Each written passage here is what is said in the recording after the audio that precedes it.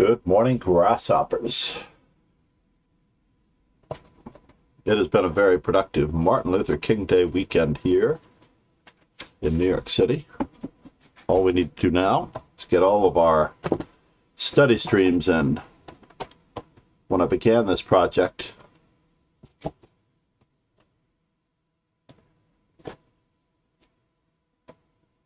I knew it would involve more study on my part. I didn't realize how much. That's the crazy part.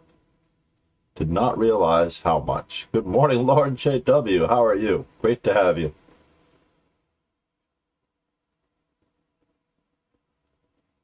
I was looking, cool shirt.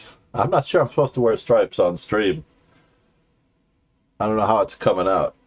I apologize. Thank you, though. Good morning, Rotten Lemons. Singapore in the house. I saw more pictures of Singapore. There are so many buildings with gardens on the outside. It's ridiculous. It was an exciting Tata Steel yesterday with those decisive games. I think there were 3 decisive games. I didn't understand Magnus's play at all. He was not playing so energetically. That was crazy, right? It looks funky, but in a cool way. Yeah, I need to order shirts that are solid.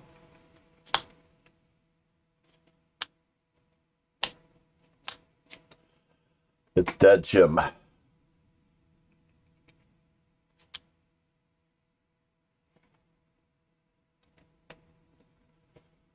All right, maybe it does work.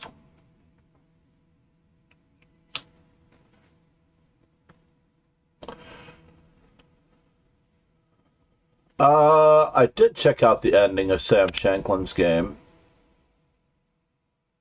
One rook definitely caused a lot of issues. But I vaguely remember the end game where he was 2 pawns down and it was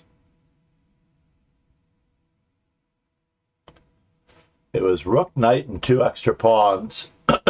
Sam Shanklin put up amazing resistance, yes.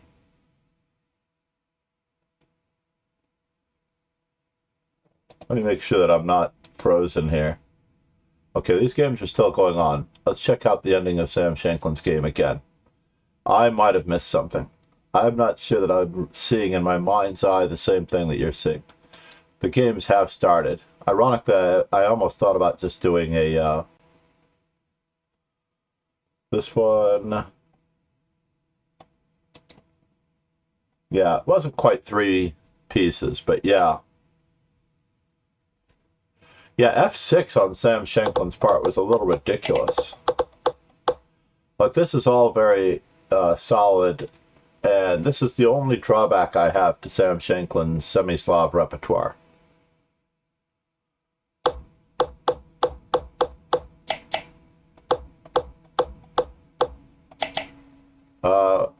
White played rook to c1. Got it. All of this was super aggressive. Super aggressive, and he got rewarded on this. Vidit definitely got rewarded. I have not seen anyone quite so exciting to watch as Vidit here. Hold on. Rook c1. No Peter Leko in chess 24. I'm trying to think of. I had a thought on why, but I'm blanking right now on what's going on. Oh yeah, so rook c1. And the back rank is in a little bit of trouble.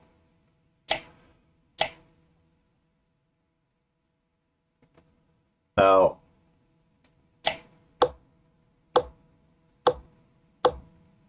yeah, it was like Sam Shanklin was just completely off guard here. So he ends up passively defending instead of attacking. This is the moment in time when he could have actually done something. And, like, dude, you do not win a game by barnacling. The barnacle is a creature slash, I'm not even sure I should call it a crustacean, that latches to the side of the ship and feeds off the algae as the ship moves through the water.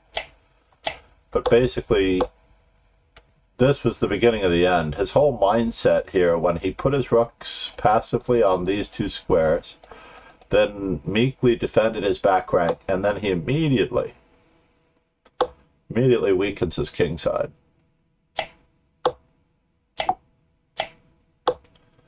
And life does become a little bit tough here, and now he's losing material. So both players are human, as you can see by the question marks.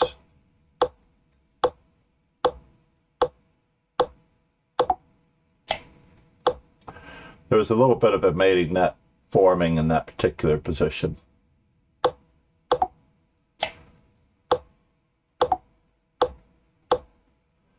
And now a second pawn falls. And this is actually where I picked it up, Lauren. This is actually where I came in.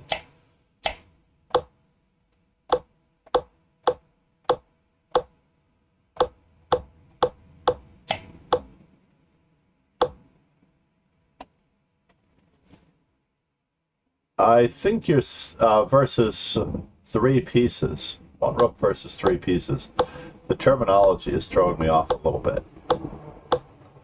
Because white only has 2 pieces. I don't usually count the king. But you're right. In the end game,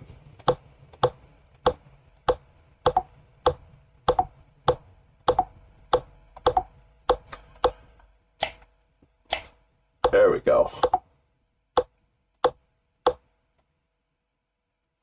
He tried his best. Oh, 1 rook and Sam was defending passively. Yeah, no, I agree with you on that one. That was the one that I stopped on, where black was playing so badly. Woo! It was pretty bad. We will check in between rounds on those. Let's see what's going on in our current game. Yeatenheimer versus Stefano 8. I didn't realize that I saved a coaster from the Goose Island Beer Company in Dubai. I know that this is a chain restaurant, unfortunately, probably from the UK. But it was a very nice, lovely place with affordable prices.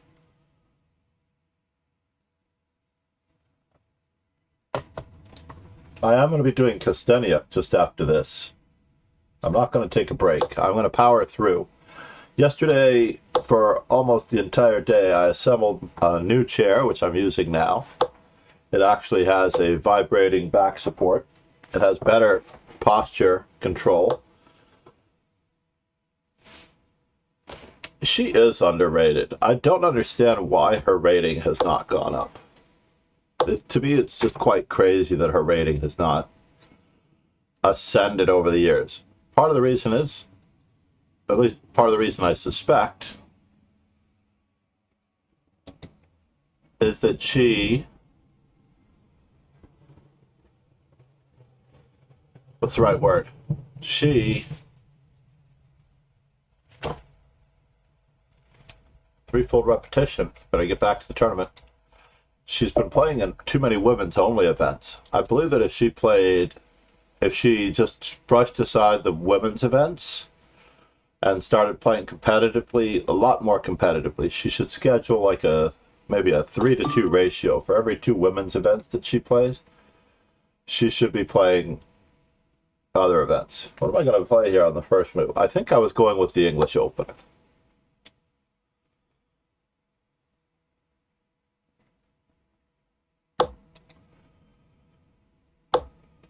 I'm going to take a variety of steps here. Now, when I'm playing somebody lower rated, I didn't want to play the English opening. Now that I think about it. This is a lot of work I've created for myself by playing the English opening. A lot of work. Basically, I'm planning on winning the game in 40 moves, when I really want to win the game in less than 30. That is my goal.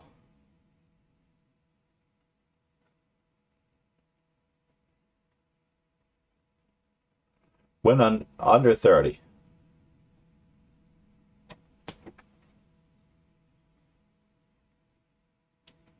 When I do the Magnus Carlsen 6-hour stream, I'm going to be examining every game that he ever won. Well, not every game, but games that he won under 30 moves. So now this is a very unusual move.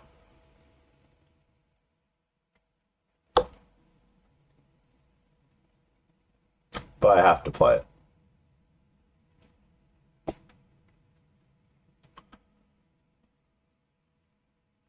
We're like diamonds in the sky. So now, if my opponent plays bishop to b4, am I really going to keep or continue to artificially isolate the pawn?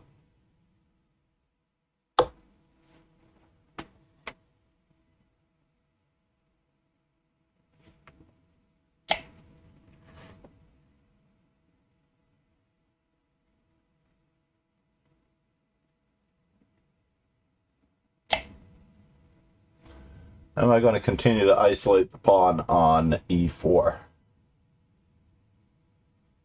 with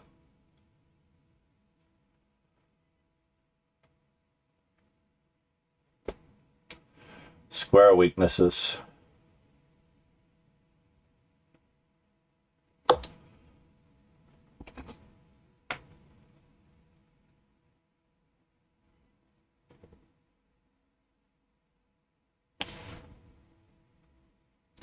Square weaknesses meaning that if I play e3, my white squares are going to be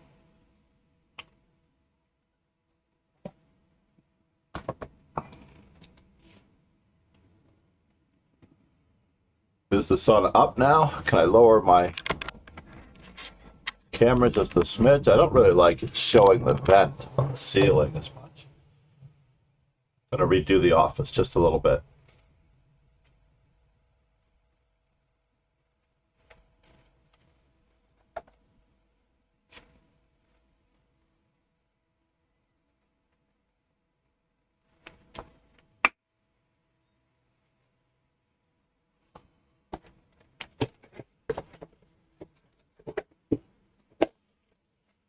I go through a lot of Kleenex boxes on my desk, I'm telling you.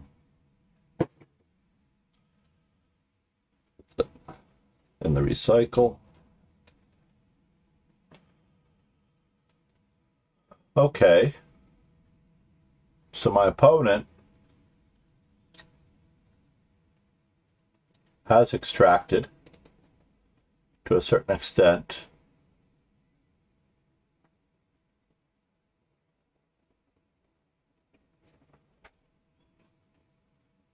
God, my white squares are so weak.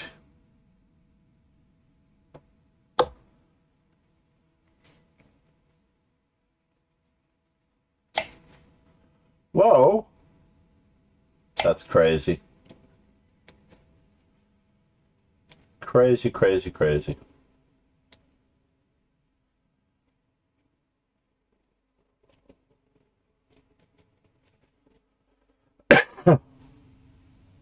Trying to get my knight out.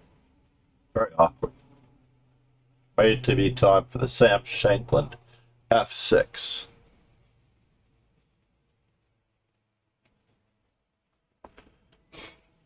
I was thinking about emotes. I would love to have, everybody knows Carlsen. Everybody knows Kramnik. Everybody knows these young superstars. Oh, darn it, he has escaped. He has escaped. Go ahead, make my day.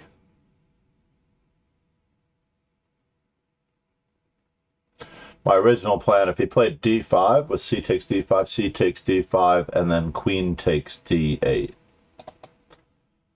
He can now play d5, except that I'm still going to be playing a double attack on both of these pawns.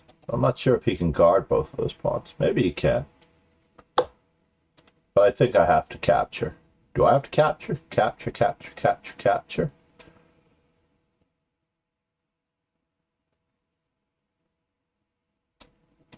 I guess I do.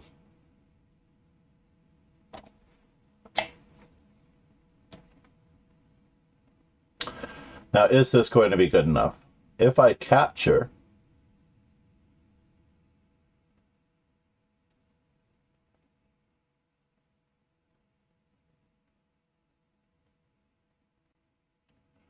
rook takes c8, check, king h7. I am mildly concerned about queen to a5 check, and he cleans up. So let's just continue on our merry way.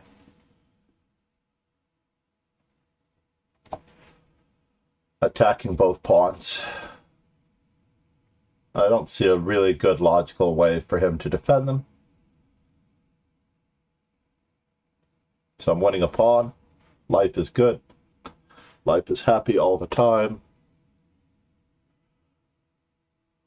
So how was your day, Lauren? Isn't it very late at night for you? Do you work? I'm worried that I'm keeping you up. This over attention to chess is going to hurt your lifestyle. All right. Well, we're going to snag the pawn and come back because we have to.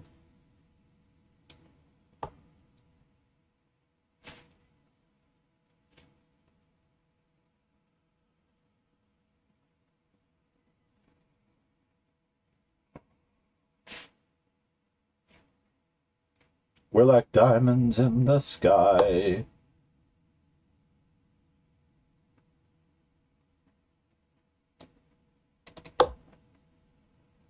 And now we have a whole bunch of in-between moves possible. Got to secure our knight.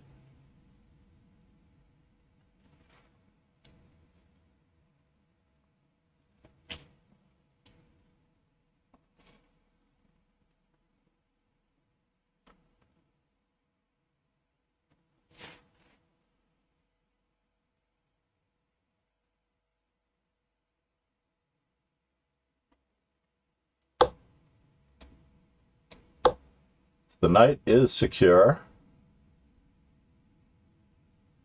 There's a little bit of an issue. There's a bit of an issue now with our rook on c1 not being protected. Therein lies a tale. Our rook on c1 not being protected. So queen b3, knight a5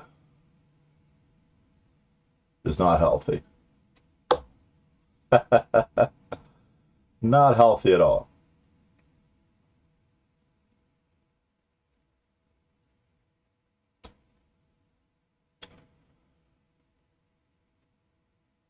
I am curious as to how he's going to solve this problem.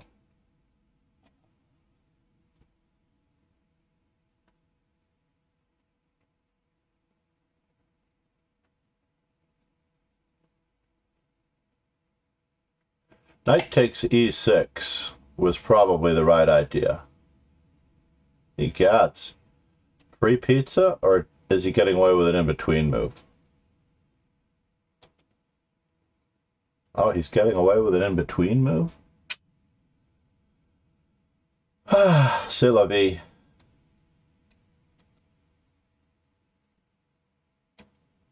He is getting away with an in-between move.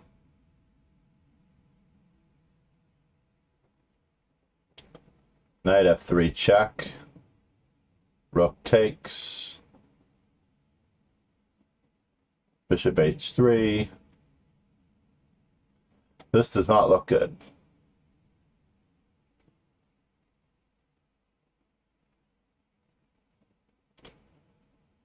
We may need to take.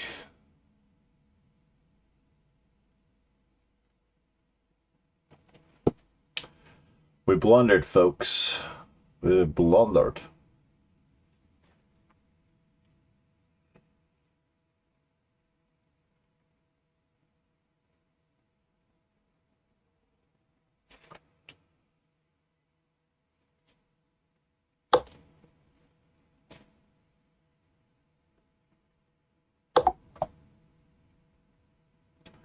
So now seeing the position a little more clearly, a little more dearly.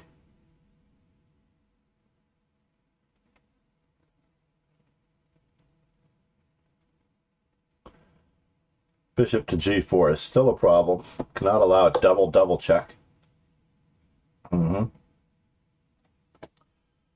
well, what goes up must go down, Apostolate. Good morning.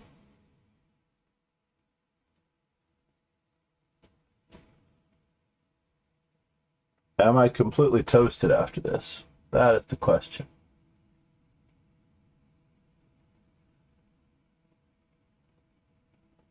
Knight takes, pawn takes.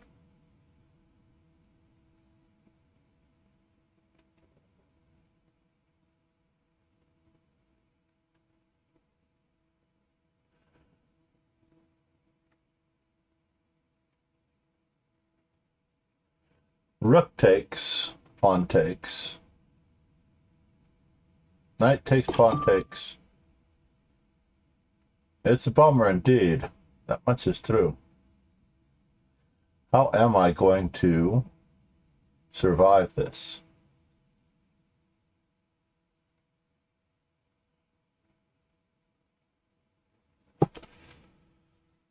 May not be possible. But a barnacle. I do not have a choice.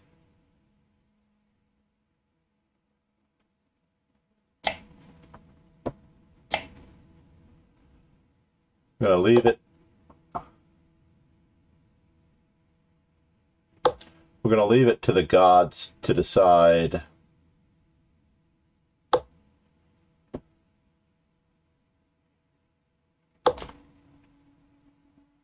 Too bad I didn't have time to play that. Yeah.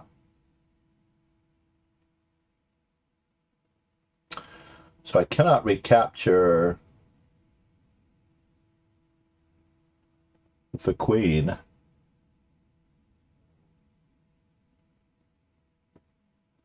I do not have a choice here.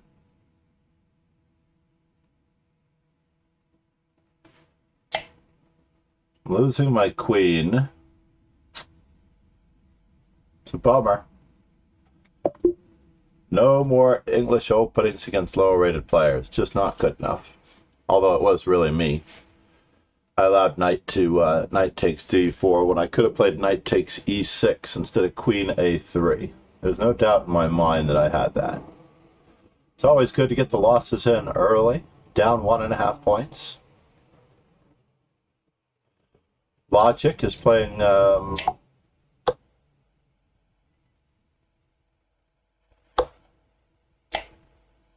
good friend Lauren. I believe Lauren is...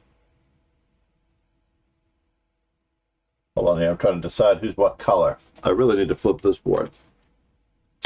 Alright, white is on the correct side of the board. Lauren is reenacting Shankland versus Vedit. Or Vedit versus Shankland. And it's not going to be successful. That's okay though.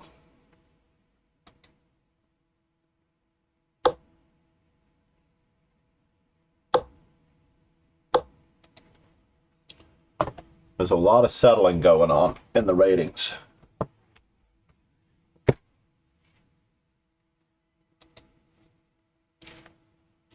Another book series that I have just behind me that I took out of the shelf over here was the Boris Gelfand books. It may require a lot more work, the Boris Gelfand books.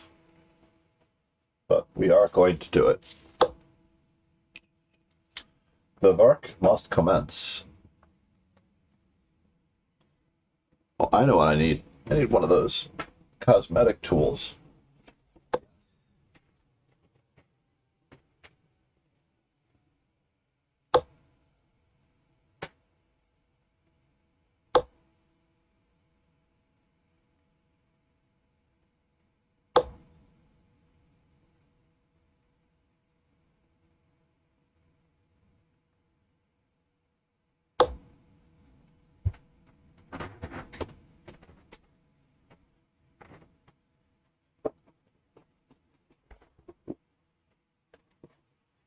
What happened now?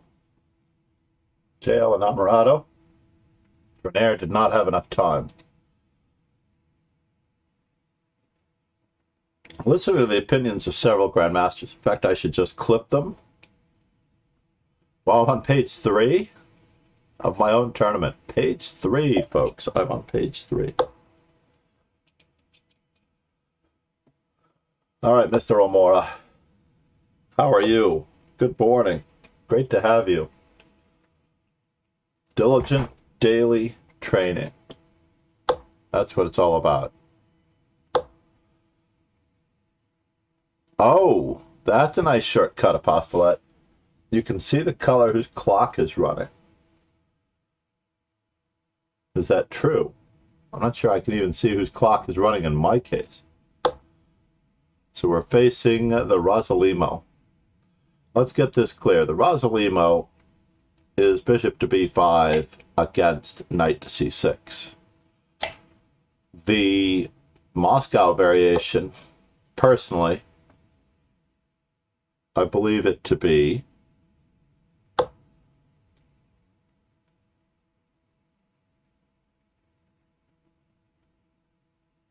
bishop to b5 check against d6. I prefer to call that the Rosalimo. I'm sorry, the Razubaya variation. Wow, life is getting a little bit tricky here.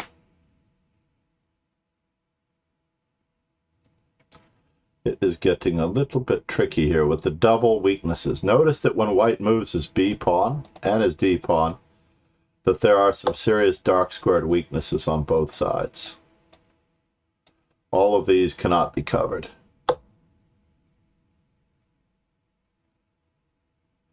He is stopping me from playing the move e5, but for how long?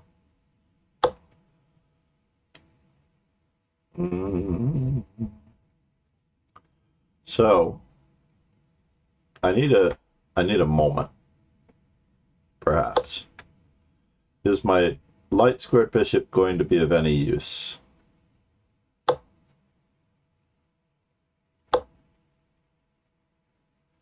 Just going to continue on my merry way. Rook to e8 could have been a better. This nation owes you huge debt. Good morning, Shab, 1738. How are you?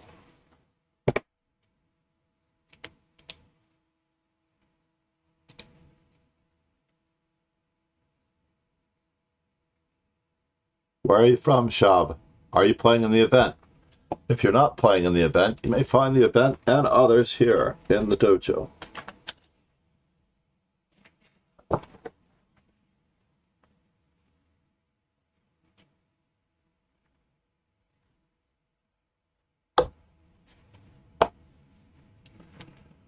All right.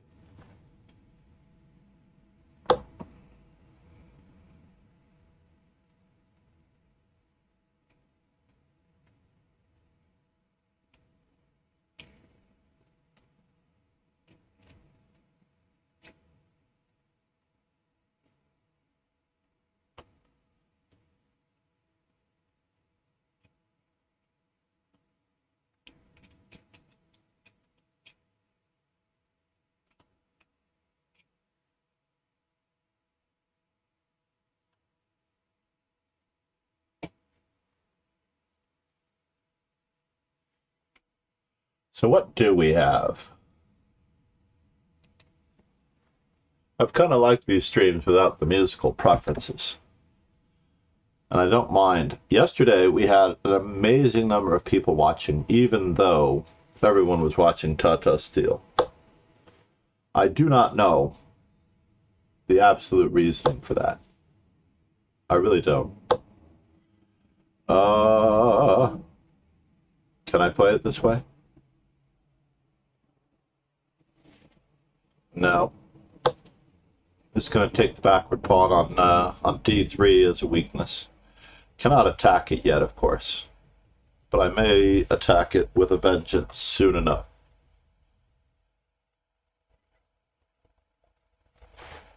This is the end of round 3. And as I've often said, after 3 games, Tata Steel is the tournament formerly known as simply Wijk aan Zee. Wijk aan Zee is a Dutch seaside resort, and a tournament has been taking place there for many decades. It has been the pinnacle of chess. Magnus Carlsen has won Wijk aan Zee. I usually refer to it as Wijk aan Zee, capital W, small a, capital Z, in many of my game studies. If you see a game study on Carlsen, I will actually abbreviate Tata Steel with W-A-Z. W-A-Z. Wijk aan Zee. Fabiano Caruana in his Instagram has posted a couple of pictures of what the locale looks like. It is quite lovely.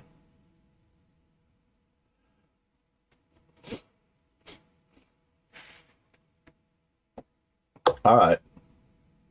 I have to decide how I'm going about attacking here.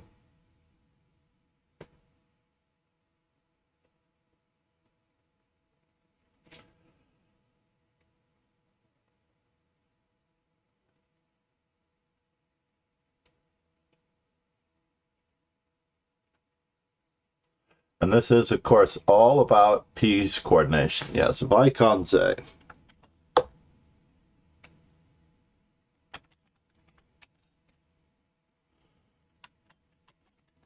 I'll spell it for you. Wijk aan Zee. Wijk aan Zee and I are old friends. I have studied many events that have taken place in Wijk aan Zee. So I have to decide what I'm up to here. Okay, we have to secure our bishop against any attacks. We're not really securing it, honestly, but it does look secure for the moment.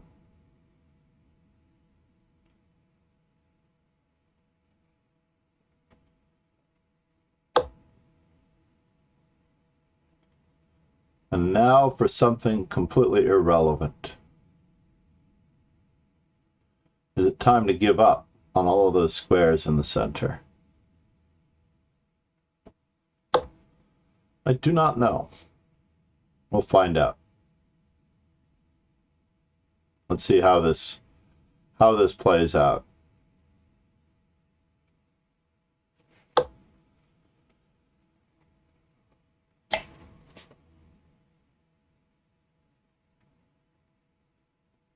Piece coordination. The knights were stepping on each other just a little bit. F4, H4 could have been there.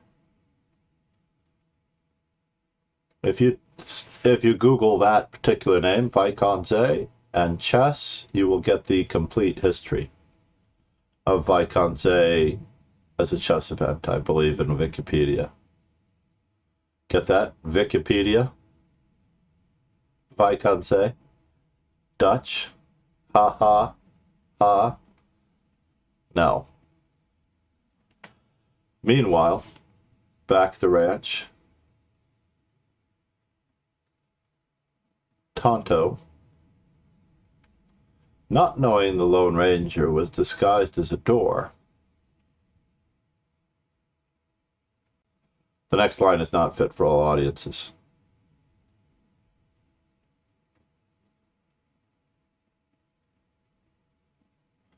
I think it's from an old Frank Zappa album. I really do need to commission some artists. Not just Quadraspassky, Talpacino, who seems to have fallen off the earth after he started my emotes. He did send me a whole bunch of emotes that have started. I have not seen the emotes yet. I believe the emotes are done. He lost my email address, so I'm not entirely sure if I am going to see much more of this. So, moment of truth. We still need a barnacle.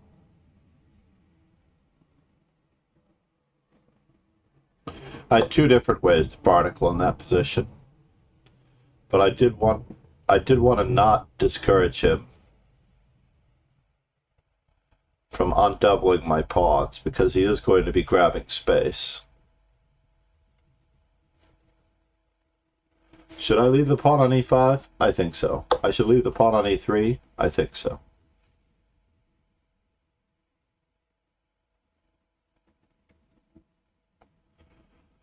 My knight's on a journey. I blundered again. Can't believe how often I'm blundering. This is crazy how often I am blundering. He had d6 there. He had d6. Tony Mod 2, how are you? He did. He had d6 in that position. It's craziness that he had d6 in that position. What? Oh, White's time ran out. So right back here, in this particular position, where are you from, Tony Mod? Thank you, Lauren, for the hydrate. The best use of the hydrate is when the streamer's voice is cracking.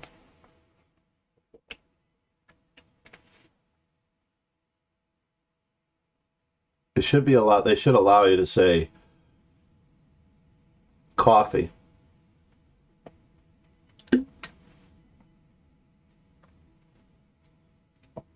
Exactly. So right around here, in this particular position, I really had to make a better decision. And my better decision involves not allowing d5, d6. But would it have made a difference? That is the question. I misjudged this move d6. And the knight gets to park here. I did at least stop everything from coming in. Let's check the analysis board to see if it's a true fear. D takes c6, yes, was a blunder on White's part. d6, what is the assessment? In fact, White is better after d6. Despite being down the exchange, White is better. That's quite crazy. I was definitely in trouble. I saw it and I'm like, oh no. I cannot capture. I am in big trouble around my king. It's insanity.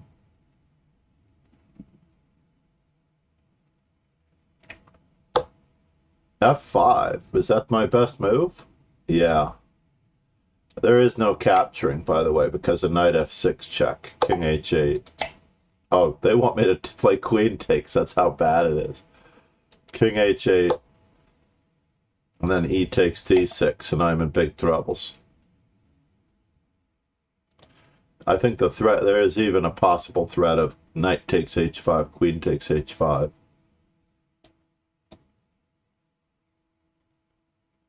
And there's nothing I can do about this. Let's say if I play a passive move like rook to c8. Oh, queen to d2 followed by e4. In this particular position. Does knight takes work?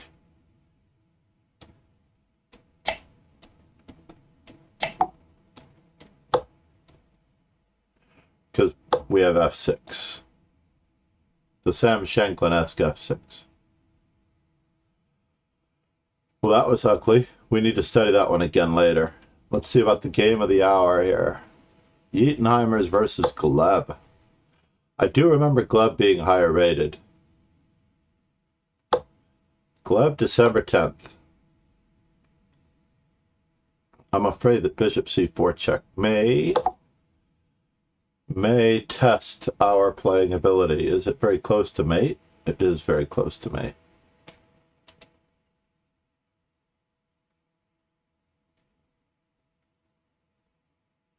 It's been great. I woke up super early as usual, and I ironically realized that I could possibly go back to sleep. So I did. And then I woke up right 45 minutes before the stream was supposed to start. And I hustled my tuchus to get up here on time. And I didn't make it anyway. I forget what I was doing. All right, Stefano. 3 tiers. 3 tiers. Here we go. Here's my opening repertoire, Lauren.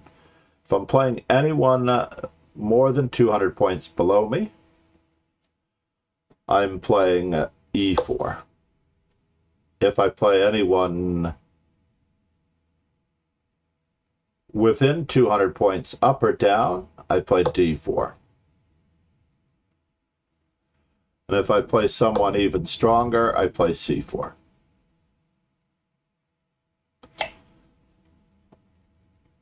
Sort of like my EDC plan. How has your day been? I mean, it's late at night for you. What did you do all day besides study chess? I cannot possibly imagine. Hold on here. I'm looking for my time zones. I used to have a shortcut to the time zones. I don't know what happened to it.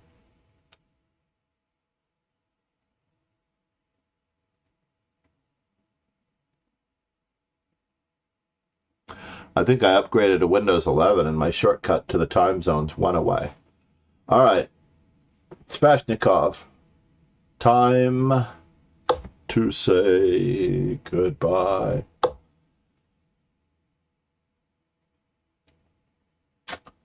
I'm going to go with the old Karpov-esque A4 treatment. There's absolutely nothing wrong with this. Black does get a good game.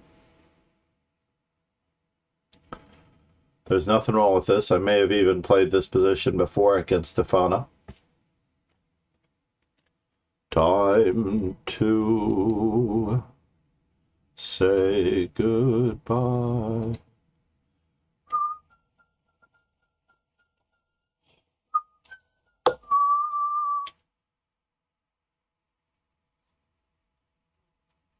Can I go this route? Or should I go bishop e2, bishop c4? Should I go bishop c4 first? All right, moment of truth here. I believe he was supposed to play bishop e6 before.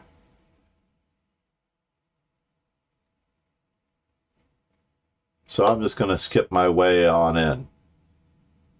Relocating my knight, not committing my king. Alexei, good morning. This is the day. So Pegasus has 2 Kramnik study streams. One, which I finished collecting yesterday, was the Kramnik-Topalov match. I did not realize that there was no Game 5 in Kramnik-Topalov. I still can't get over that. That there was no Game 5 in Kramnik-Topalov. Just seems insane to me. All right, we need to keep the... That was a silly move on my part. What was I thinking? All right, I'm going back. I'm going back. Going in.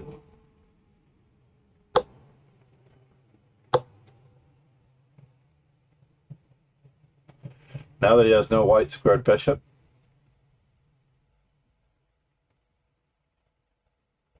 Honey, I'm all in. Not sure why anyone would trade off their white squared bishop in this Sveshnikov unnecessarily.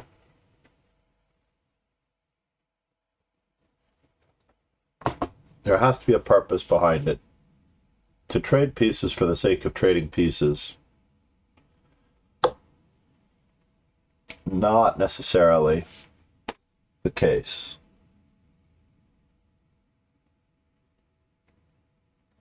So now we have massive amounts of pieces.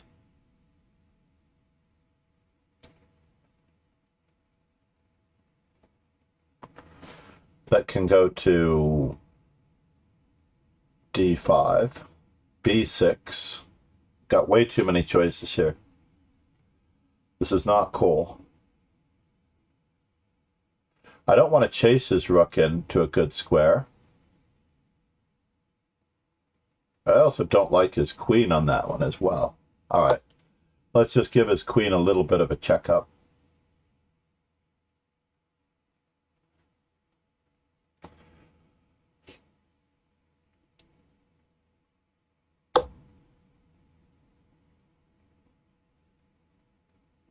So now I just have to keep the d4 square under control, the e4 square under control. He always has knight takes e4.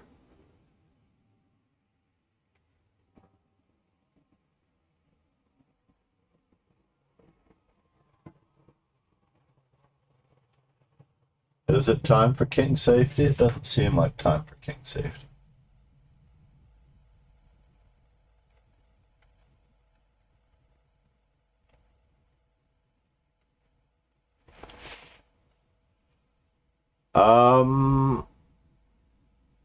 Best of 6, 5 plus 5.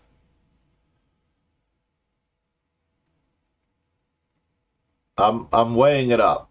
There's a reason why most people do viewer challenges. Not that I suspect anything personally, but there is a reason why people do viewer challenges at faster time controls, and that is to prevent random assistance. Now, I don't think that in your case, but if I start to make this exception, then I might need to make this exception for other people. So the other drawback is I've actually had back-to-back viewer reward challenges.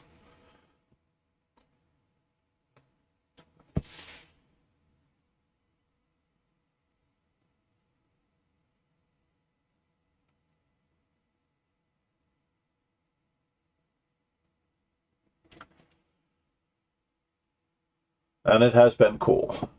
I'm just going to see what my opponent is up to here.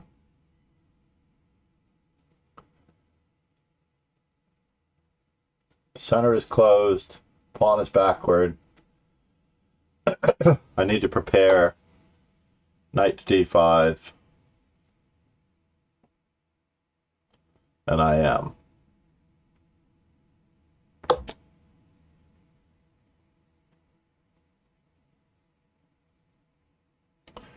Preparing knight to d5, that is.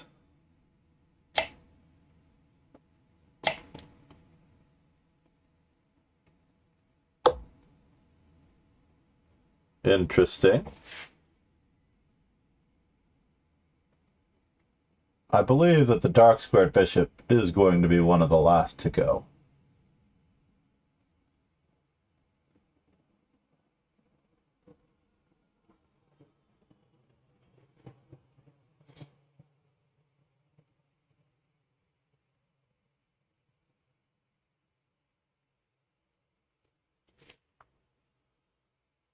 So bishop takes d8, knight takes d5.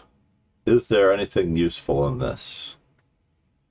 Bishop takes d8, knight takes d5, queen takes d5.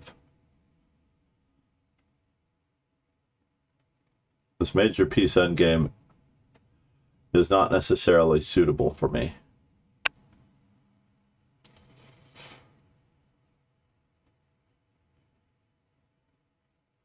So how do we keep the pieces that we want to keep and exchange the pieces that we want to exchange? All right, one is no choice.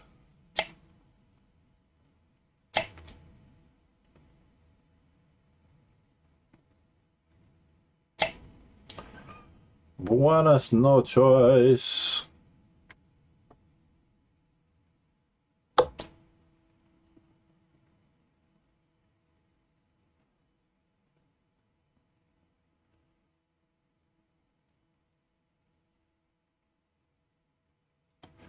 We're just going to have to work it, work it.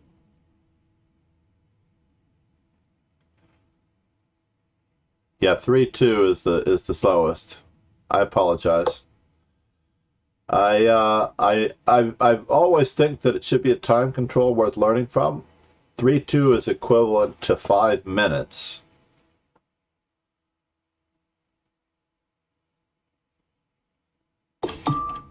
And it is indeed the best I can do at the moment. Should I have captured and castled? I probably should have. I should probably have captured and castled. Grr!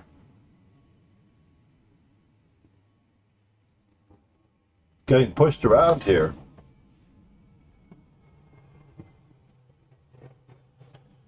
But maybe, just maybe, getting pushed around in the right way. 26 seconds. Do I dare?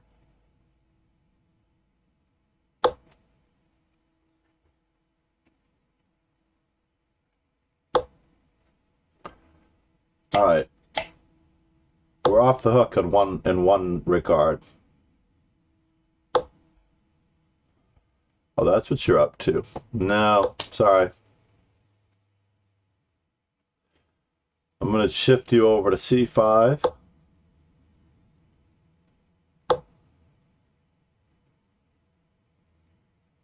Now you can try to trade queens again. Queen to C5. You may try, booby. You may try.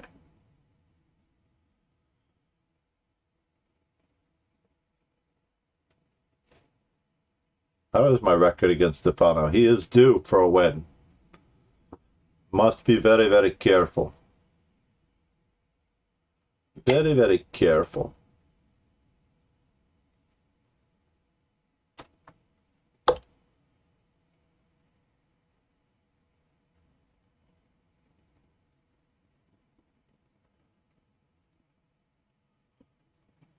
No passed pawns for the opponent yet. No reason to sound the general alarm. However, there does remain a passed pawn for me.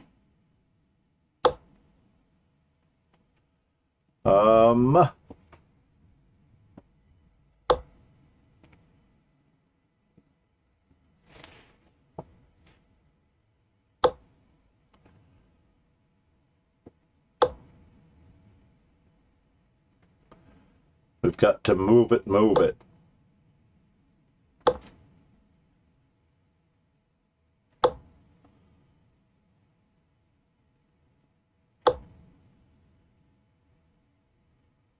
We've got to move it. Start activating our pieces and tying him down like a good old-fashioned kangaroo.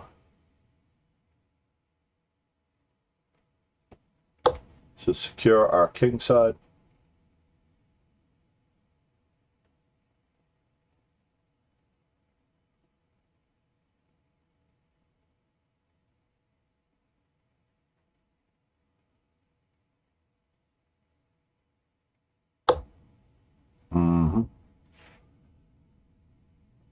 It's a bummer. We'll live.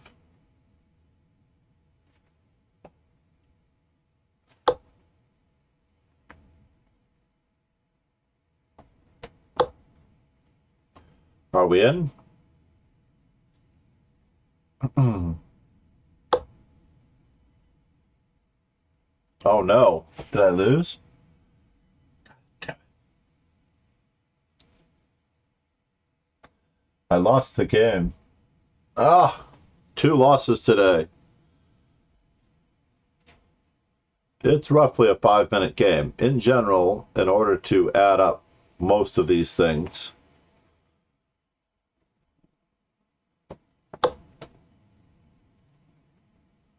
is that good enough? I don't think that's good enough. Shoot Zaruskis. I do not think that's good enough. I'm still getting checkmated. Darn it.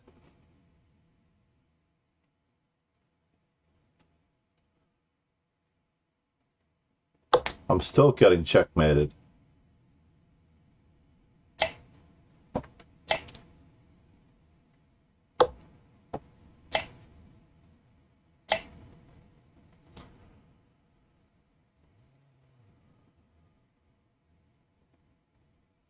Can I avoid too much trouble? I'm gonna try.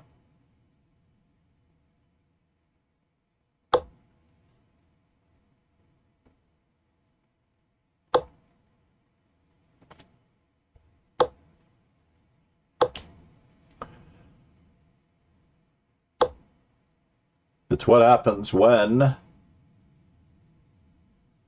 you avoid the draw at any cost.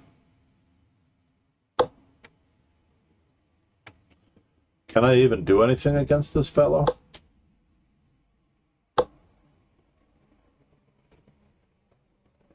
I think not.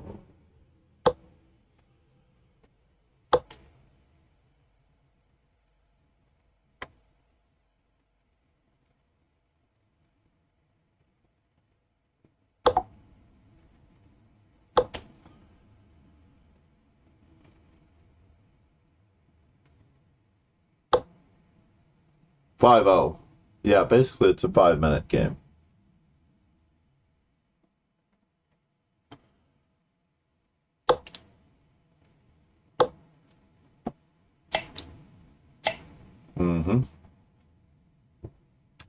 I'm officially run out of squares.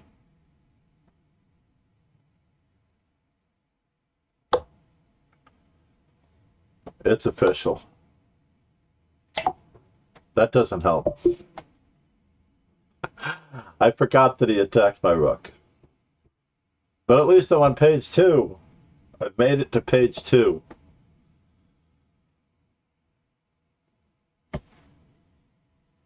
Very tough. What's happening here?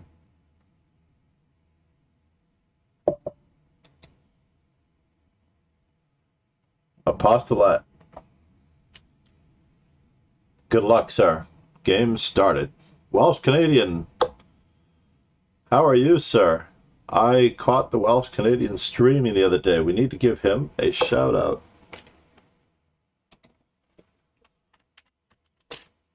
I did not realize that you were a streamer the last time that you were in my chat. I usually try to check everyone out as they come in, as far as viewers go, but it is very misleading when we're first starting out. Did I spell it right? All right, so against c4, can I play a5? That is the question. No, we don't need to. We're going to go into our traditional lines. So are you in Canada or are you in Wales? It seemed to me like you might be in Wales when I saw your stream. Yeah. And I vaguely remember we might have even had this conversation, which is, of course, terrible on my part. Like, there should be software for streamers to keep track of their viewers. When we have a conversation and you told me that it's in, well, you're in Wales, I should be able to say, you know, have quick reference to looking it up. Most of the time I'm lucky that I can remember anything. And one of the keys here, one of the tough keys for us in general. What in the world? All right. Counterattack, counterattack, counterattack. Gotta guard the pawn on e5. Must guard pawn on e5.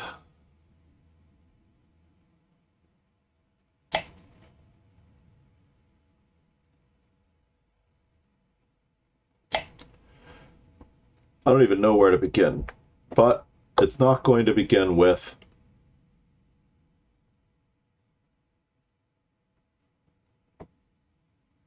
my king in the center.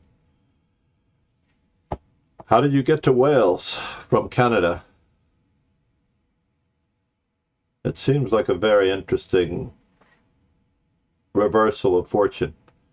I'm not sure I can see going to Wales, let's just say from New York City, right? Moving from New York City to Wales does not seem like the right direction. Yeah, you are doing it the other way around.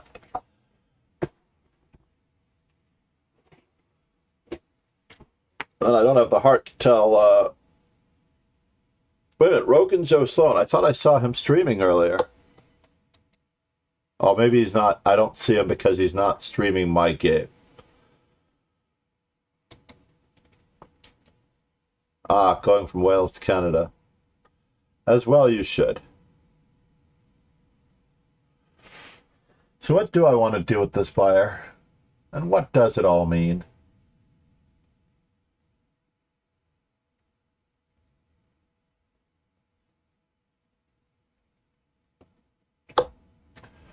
Can't make up my mind. His king is in the center.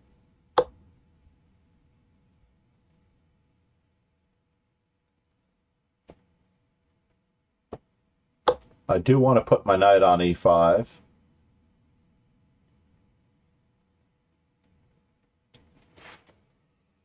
If at all possible. Among other things. Did I have this move last move? Without playing d6? Maybe I did. What part of Canada are you eyeballing?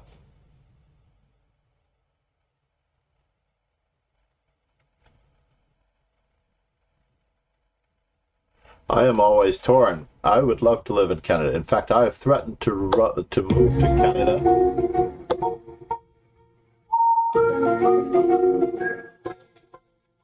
Apostolate. Cheers. The Illuminati. Yes. Indeedy. So now, how do I go about this without getting checkmated on h7, right? How do I go about this without getting checkmated on h7?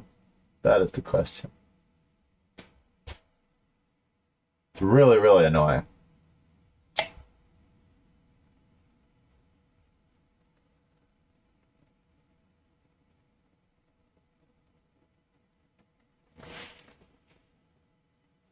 All the threats and all the gin joints and all the world.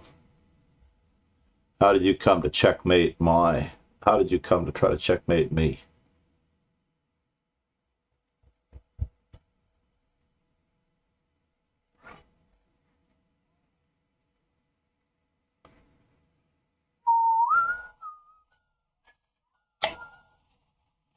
So now I still get this and I still get that, or do I?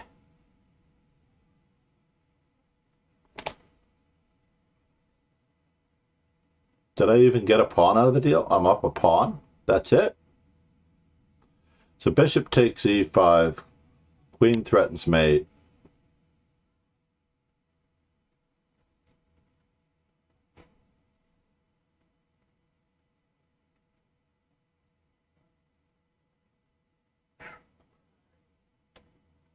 I cannot stop mate, so therefore,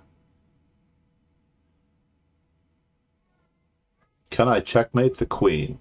Yes. I can attempt to checkmate the queen,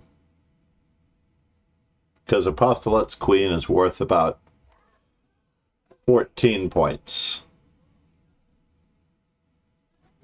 British Columbia. So now, let's see if I can get is that British Columbia is Toronto?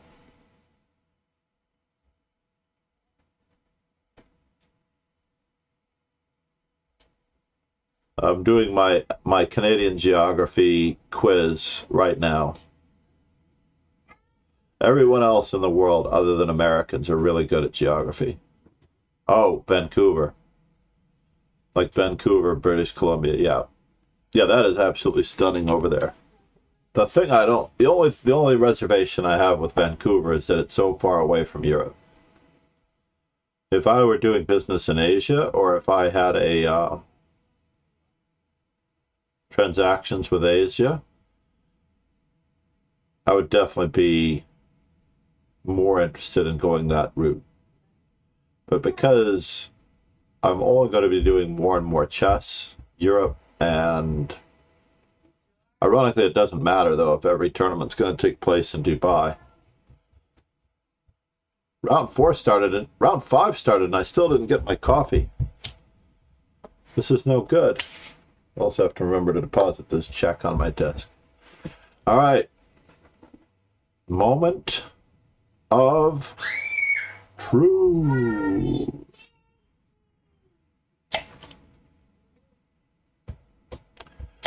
I checkmated his queen for a reason.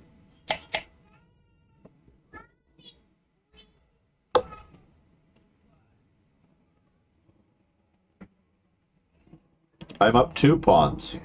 That's how bad my math is. Wow, I'm up 2 pawns. Egads, folks. That's atrocious.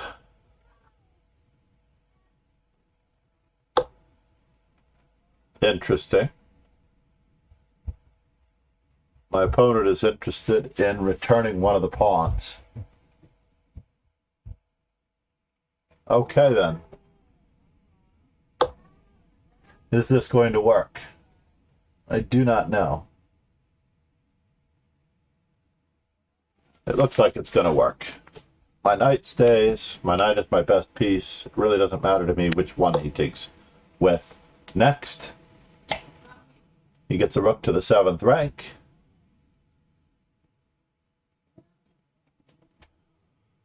I'm going to anchor my d6 pawn.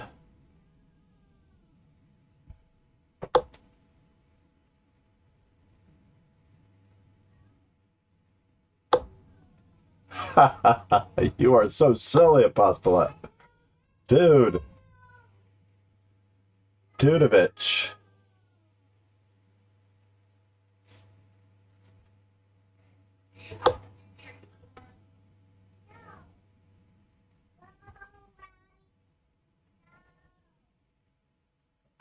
My grandson is so cute. Yes, that's you, Bobby. My grandson is so cute. My grandson is so cute, it's ridiculous. Let's keep bothering him.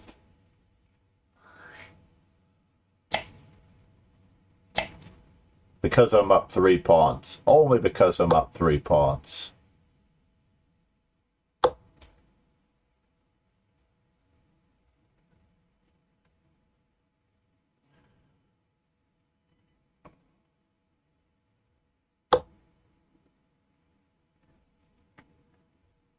Where are you headed?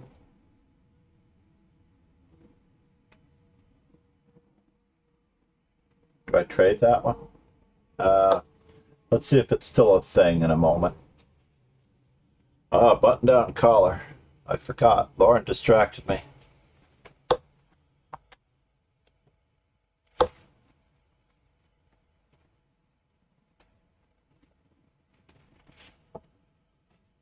Simplify, simplify, simplify.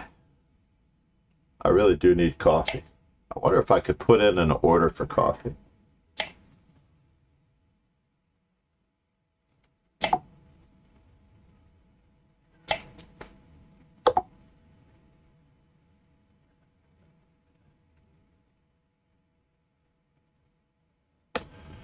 Which way do I go, folks? Which way do I go?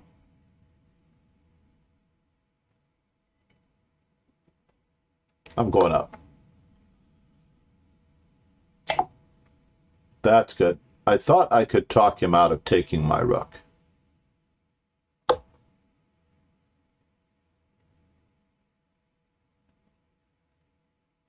I was not entirely convinced that I could talk him out of taking my rook.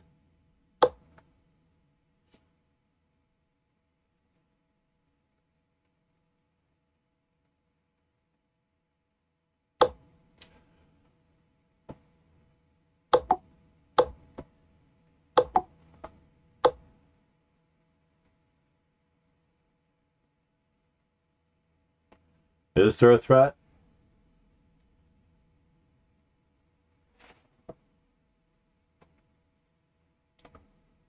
I can't even begin.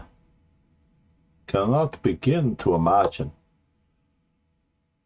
if there's a threat.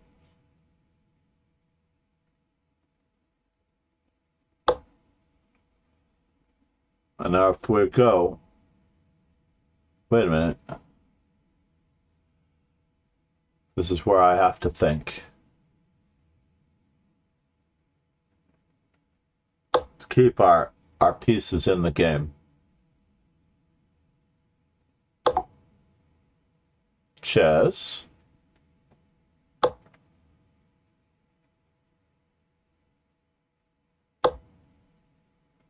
Okay, again, is there a threat?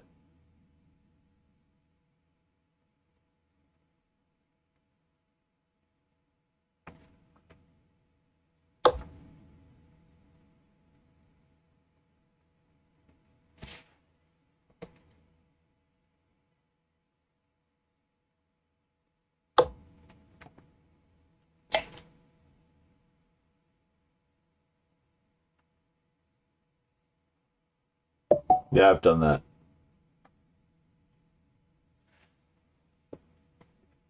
Is it business? Is it the wife? Or is it the girlfriend? Shalakai. We have a special guest in the in this mix here. Shalakai. Dojo legend. Let's give RJS his due because he's also streaming at one moment. Jalakai is responsible for our sub badges. We are at 84. I need to put up a sub goal. So in the new layout that I am designing, I need better sponsorship. I want to do an animated GIF that rotates out the products that I'm pushing, which are Chess Informant, the ECOB, also Chess Informant 150. I don't know if 150 has got a command associated with it, but 149 did.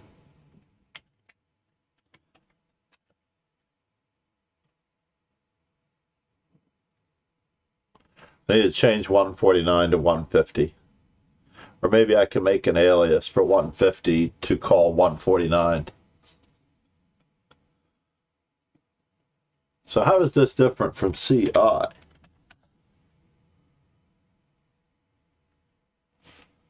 It is the most important chess publication, easily. So black is down in exchange, equal pawns, blockade on certain squares. White is totally winning and dominating. So on the right, it tells me who is who. I don't think so. My mind does not work like that.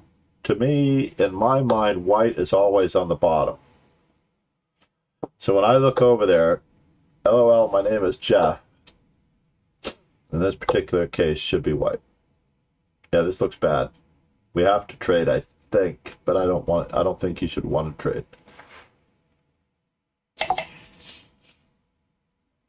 Now we just have to barnacle, but we can't move our king anywhere but f7.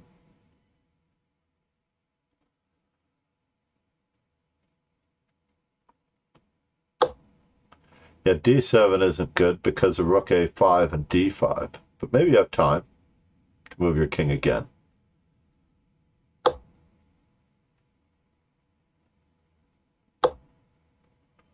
But check will overwork everything.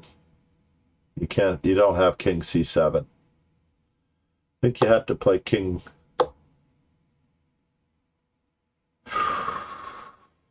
That could have been fatal. If d5 had been played, king b6 could have been fatal.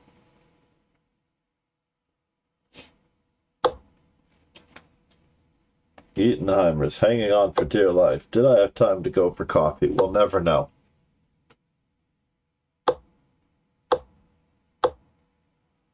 This is certainly not one of my better tournaments.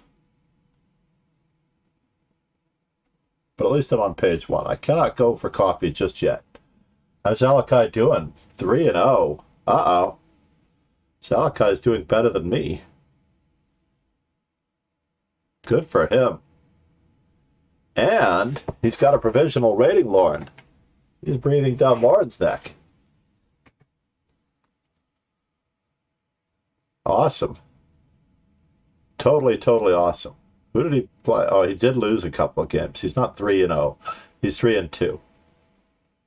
And unfortunately, he got a bye. Oh, so he's 2-2. That's why his rating is where it is.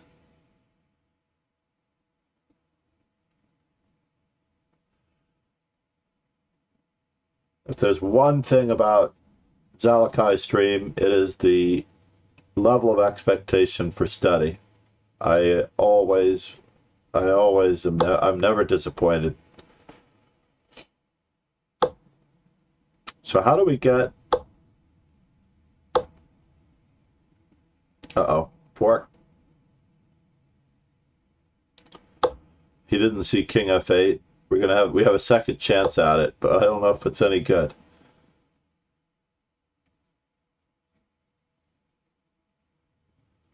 Probably he'll play King F8 first, and then he'll try the other idea. But you get Bishop G6 for counterplay. Maybe tie him down. I don't know.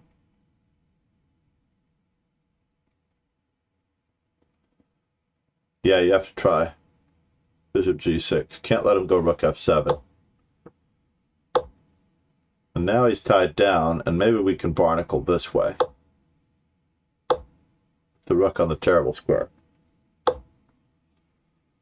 I might have gone Bishop H5 first. I wouldn't want to free up his rook entirely.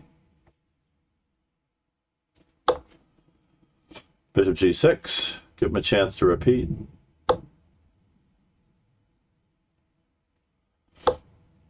Wow.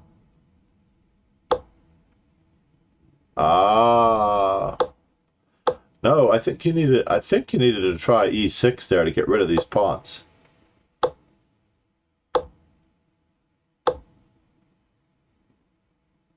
I do believe you have to try E6 to get rid of the pawns. You just have to.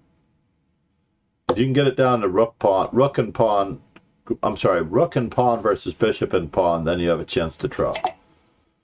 The main reason being, and now you let his king get in the game, because he really should have been playing this with his king on G4.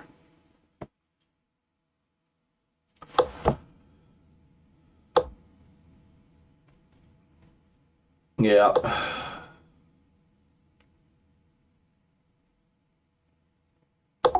The good news is his king's only going to C6 and you're only losing your D pawn. Oh, I take it back. You had King D7 and you get to barnacle. Just be careful to avoid moves like King C6. You can only shuffle back and forth.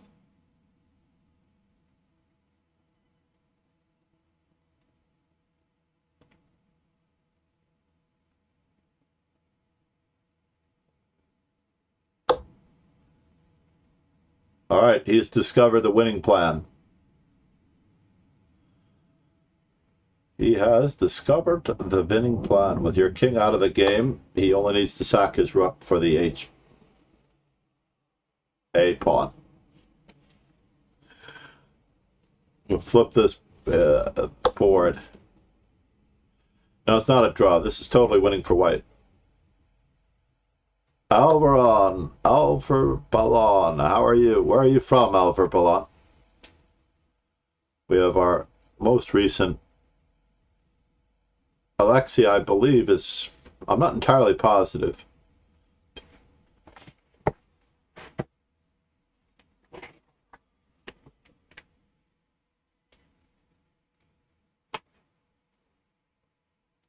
Yeah, and then play on these. Exactly.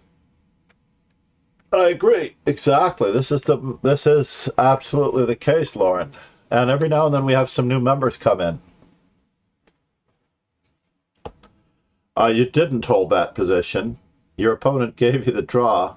He actually had to sack the rook back for this pawn and win the king and pawn ending over there while keeping your king at bay. Because if this passed pawn gets through, you're losing, because all he has to do is move his king over there, keep your king at bay, and then sack his rook for that pawn. And you can't stop this pawn and get that pawn at the same time. every day of the week, unfortunately. Kingslayer Sloan. Let's give him a... We've got Logic in here as well. I'm going to put Logic in as one of the legends. That way we get... I need to... Rogan is in there. Yeah, I can get all three. We've got 3 of 6 legends. Salakai, Svidler, Fiona, Andres, Charlotte, Mad Quick, Rogan, Rubenho. Rubenho's not a streamer.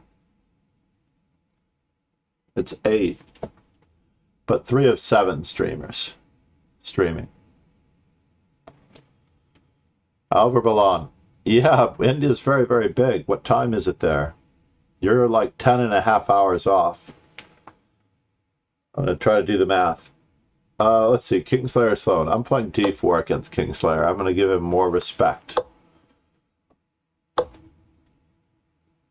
So let's see, if it's 10 hours, then it is 8 p.m. for you. It is 8 p.m. in the evening. Muratada, I refunded all of your stuff. Bingo. How's that for math? It is 9:30 a.m. for me, and if you're 10 hours off, I did the math very quickly. All right, posture check I'm giving you. Hydrate I'm giving you. I can't do the stretch during the game. In fact, I have a new thingamajiggy that allows me... I don't know how this sounds on stream. Can you hear the back massager? Got a back massager cushion that came with this particular new chair.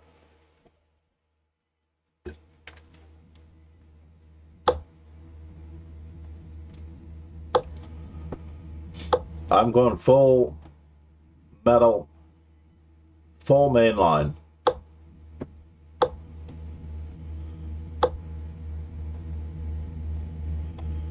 Full mainline.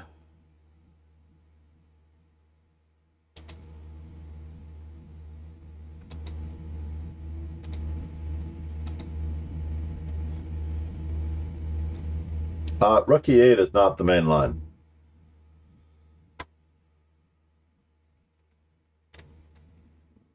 Fisher actually tried Rookie 8 at whatever moment. I will try to tickle you for a moment.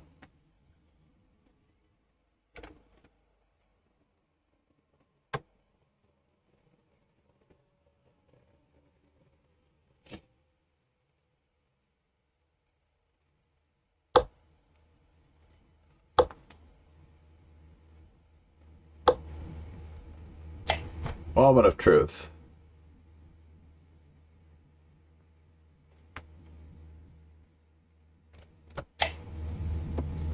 I do have to do some math now. The math here is how weak is the square.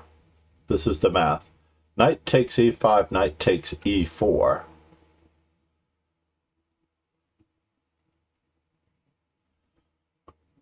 Yep, I'm doing the math.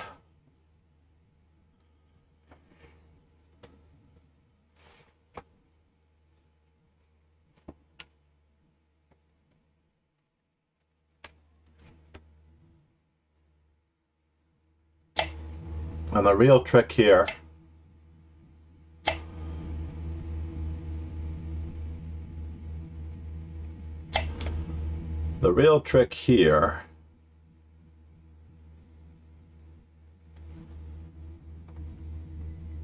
emote only mode. Muratada, you so and so. All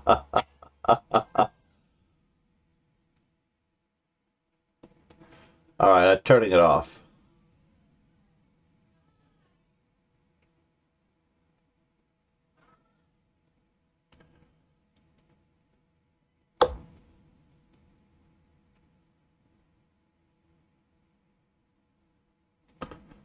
So am I not up a pawn?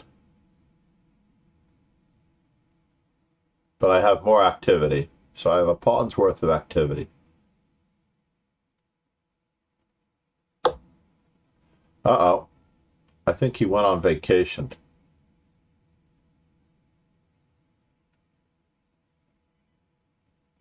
I'm not entirely sure that his vacation is going to be worth it.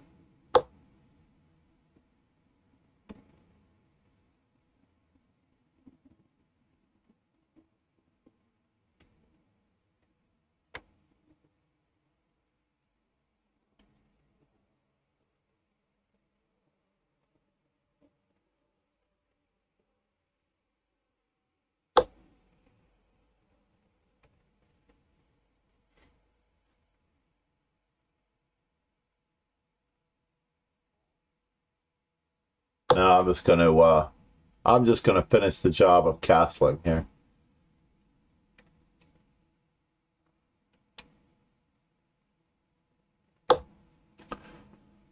Yes.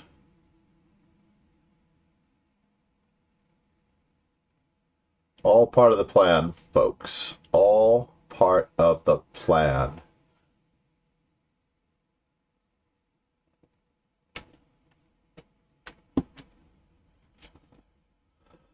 Murat.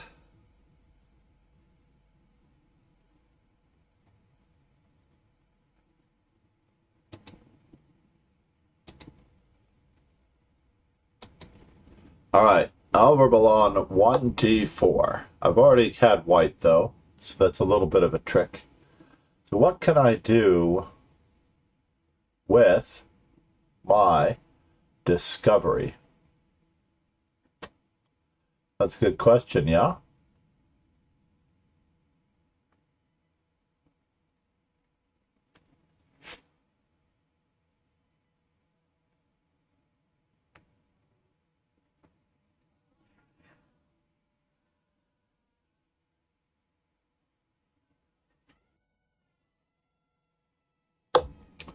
Let's go this way with my discovery. My discovery. It's like a Backstreet Boys song. Or In Excess. My discovery. I can't remember. Can't remember who did that song. But let's see what we get.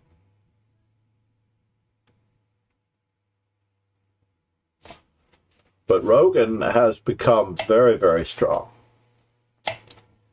Very, very, very strong.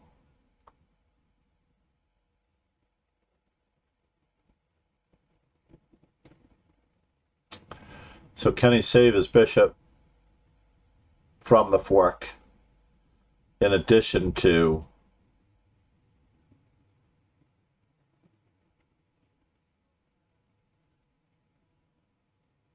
the rook? It's going to require a level of tactical par excellence. He did not save his bishop at all. But here's the unfortunate part. I'm not after the knight. That is the unfortunate part. I'm after rook h3 on the next move, which I have been for a little while.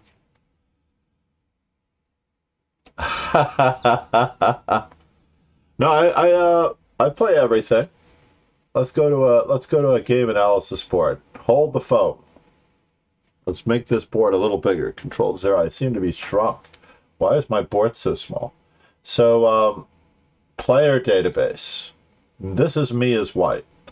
These are my first moves. I'm trying to think. I think h3 has gotten away. I have never played h3. So a4, h4, c3, f3, g4, b4. It's nice, balanced order. e3, d3, g3, and b3. f4 and c4. a3, I've played 149 times as white. Knight to c3, 558 times. I need to pick up the pace, right? I don't know if you can see those numbers, but I will make them bigger for you. But yeah, 1,800 times for d4 because I had a stretch where I was playing d4. D4 discipline is what I call it. All right, let's fill in that gap. Thank you, Apostolate. And if that's one thing, so I am going to honor yours as well, Alva Baran. But you could also change it if you want to one of the others. You don't have to request D4. But yeah, A4 and H3. Rogan Joe Slow, the legend. Raid and host. RJS, baby. I appreciate it so much.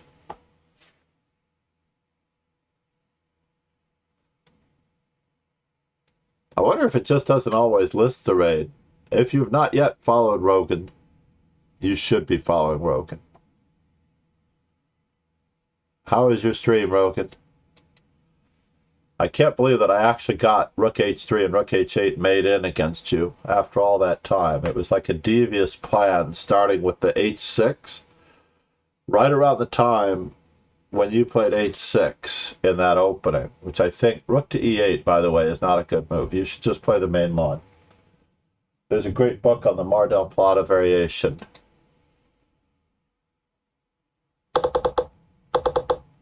Oh, this is our game. So here, Bishop E2, I have played 40 times in this position. I experimented once with Bishop G5.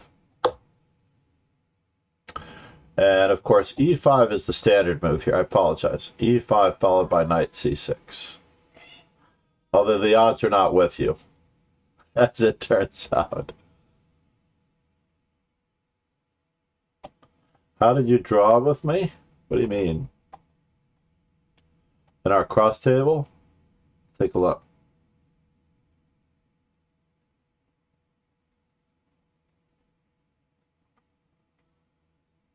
I don't know, but you're not doing too badly. 84 and 10. Oh, how did you draw with me as an opponent?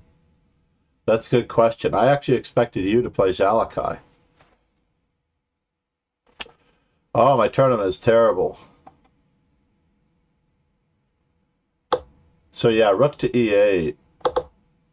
The master database, if we go there, it's almost all E5.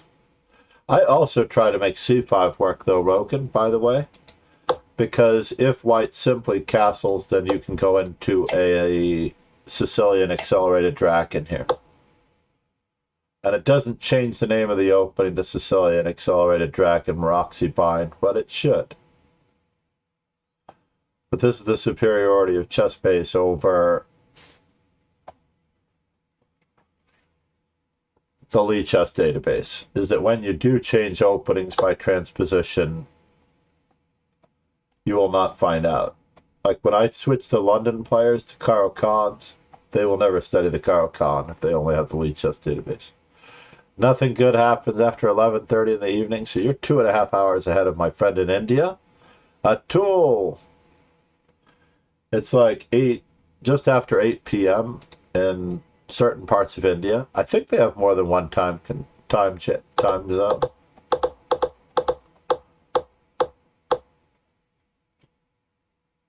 Three hours, 3.3. I don't know. I'm an American. I'm excused from all knowledge. Oh no, you did? Oh, good job, Lauren, I guess. Right?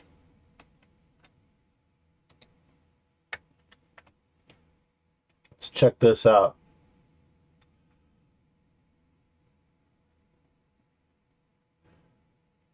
How is Lauren doing in her roster? Well, I've got more bad news for you as far as Twitch is concerned, Rogan. I know Rogan has improved quite a bit.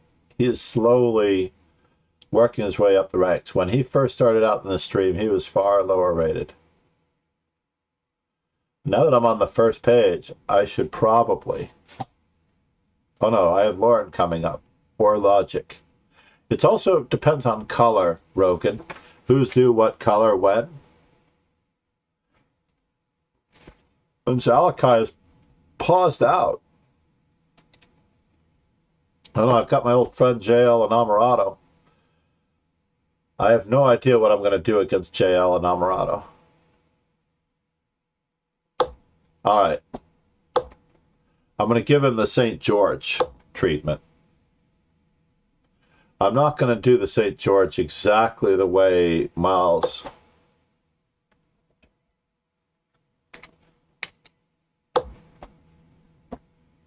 The way Tony Miles would play it.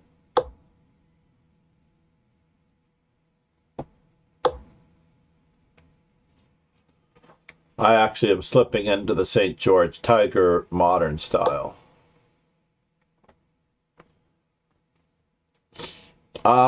If the opponent that you are naturally going to play is of a certain rating,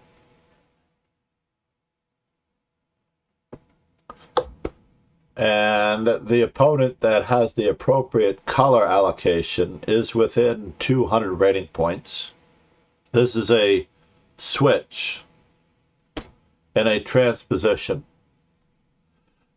No, this is a Swiss system rule. It's a very strict Swiss system rule. And the very strict Swiss system rule is that you have to be within 100 rating points of a transposition if you just needed to transpose two players, and 200 points within each other for a switch.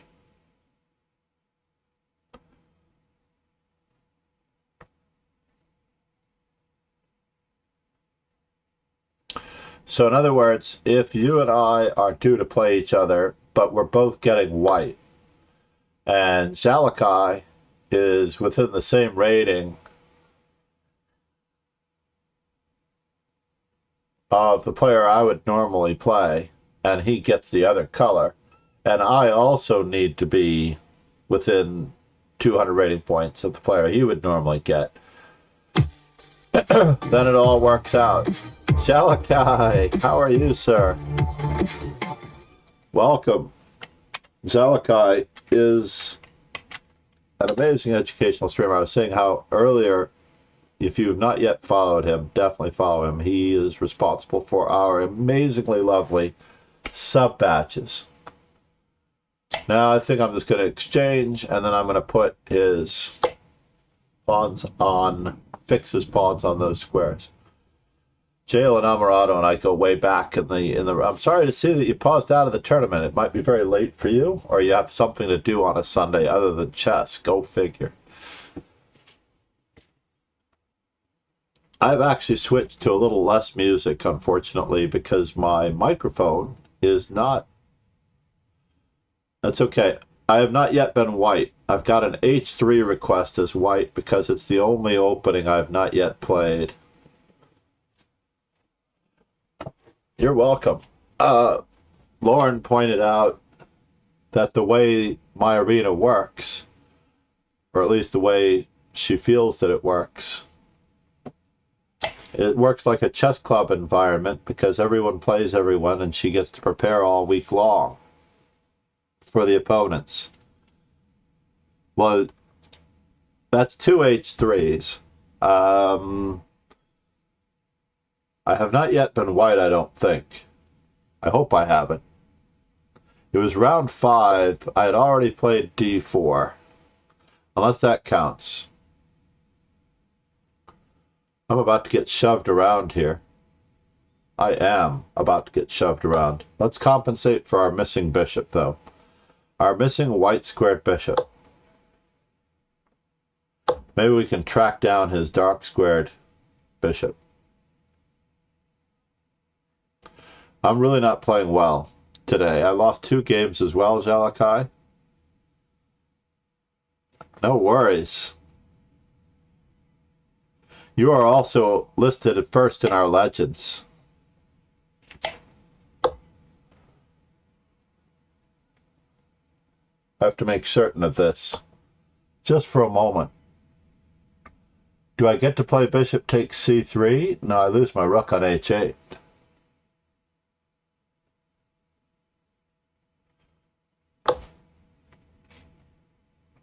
I think I'm in trouble. I'm inviting him in.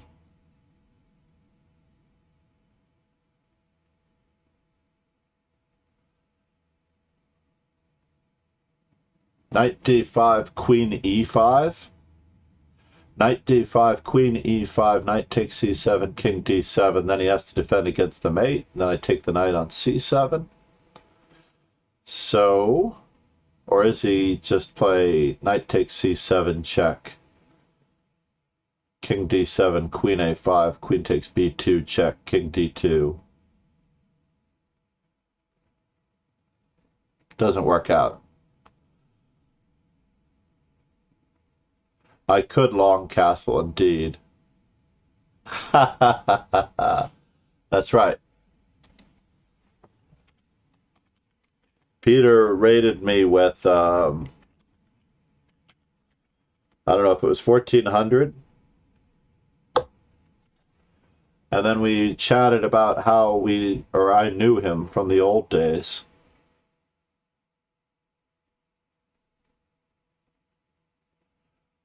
Interesting. If he's not going to play knight to d5, can I weaken him in other ways? I know he wants a draw, but do I want to give him a draw? So if knight f6, all right, let's test him here for just a moment. Yes, I thought.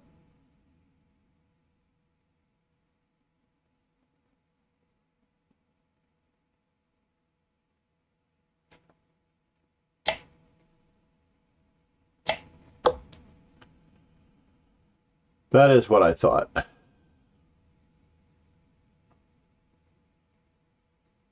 We're going to have a major piece endgame, and it's going to be a major piece endgame from head.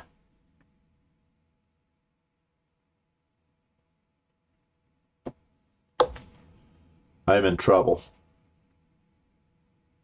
I have a terrible one.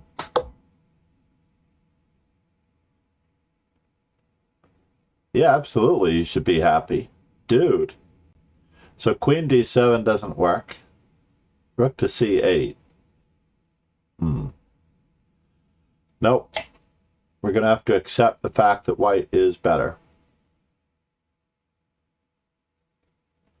And if white is better, will he press? If he does not press, the advantage should pass, like gas.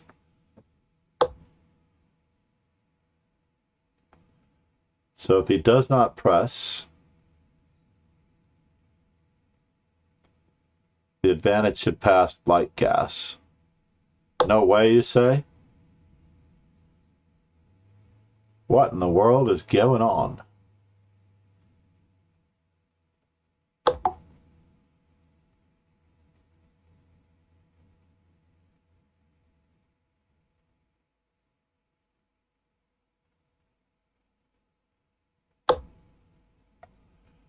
And now for something completely irrelevant.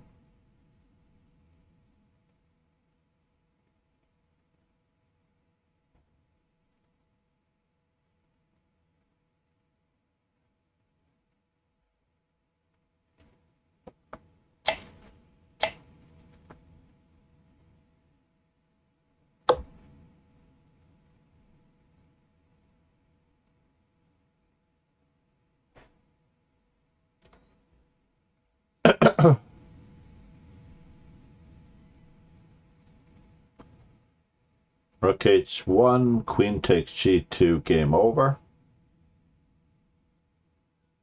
Somehow we managed to make some open lines. So h3 is the order of the day on the first move for 2 requests.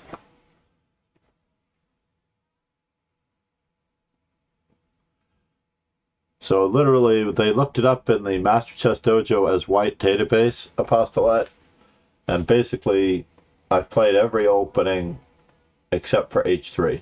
I've played every one of the 20. Oh, you know what? I'm not sure.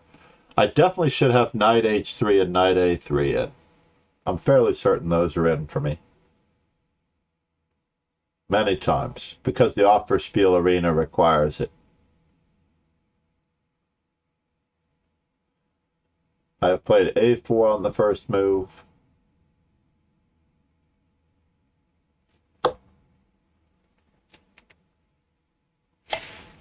Let's keep up the jonesing.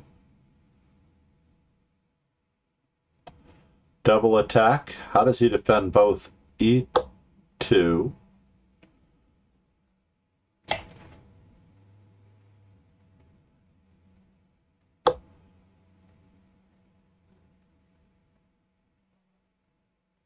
I don't want to lure him too close to me.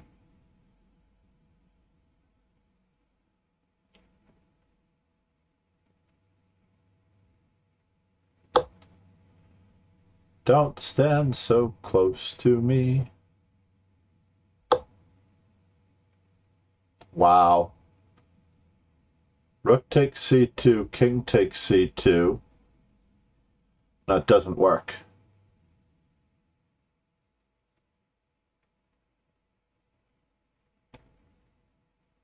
I have to admit, he definitely has me there.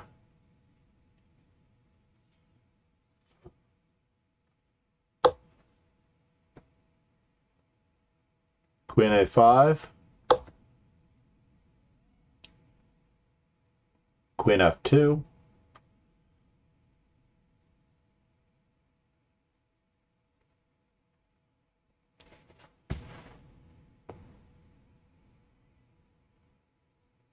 Time pressure is getting to him.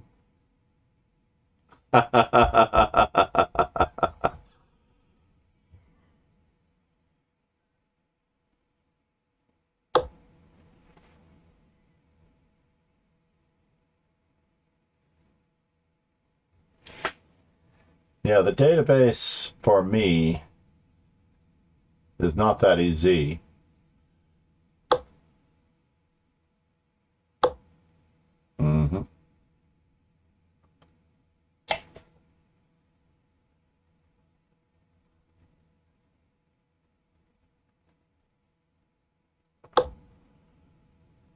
Moment of truth.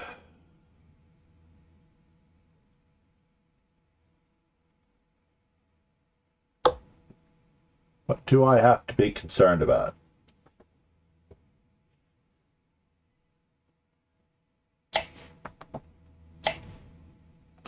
Three extra pawns.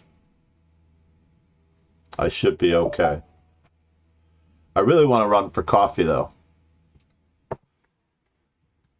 I want to make a coffee emote, the same as Zalakai's, by the way.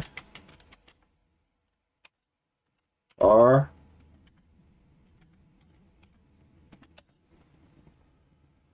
Only I want to make, I'm sorry, a toilet emote out of Kramnik's toilet. I need a toilet with a computer and a cell phone, charger,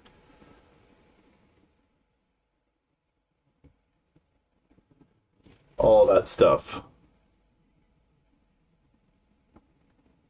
And I just want to put it up. I know how you have it over the board window, Salakai. I just want to put it up over my window. So that way, in case the position needs to be studied by the players, I'm going to give them a 5-minute study position.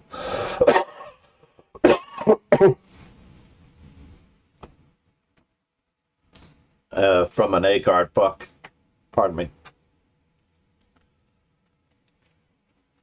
Oh, this becomes the weekend marathon, and Lauren, I'm so happy that you discovered this added feature. Basically, the rest of the week is just practice and sparring, and this one is a slightly more serious level of sparring. You can paint me a toilet. The one I'm looking for, if you Google Kramnik's toilet,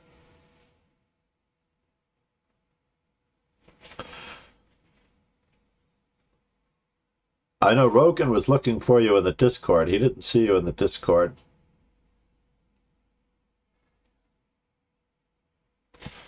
Well, I wouldn't say that. You have, I don't know if you've been in Zalakai's stream enough, but definitely the online playing chess experience, because we definitely make sure If you've not yet joined the dojo, what I did not do for the Raiders, I didn't put up my experience. I've actually taught many more titled players than just Mark Arnold. My strongest student to date reached close to 2,700 in rating. Mark Tyler Arnold, not FIDE, USCF. He played in the U.S. Championship twice. Unfortunately, he was at university both times. So it was quite the strain. He did not do well. When we play match? Well, in theory, at the end of the... Alexi and I are due for a match. Oh, but I refunded your points. You're going to have to request it again.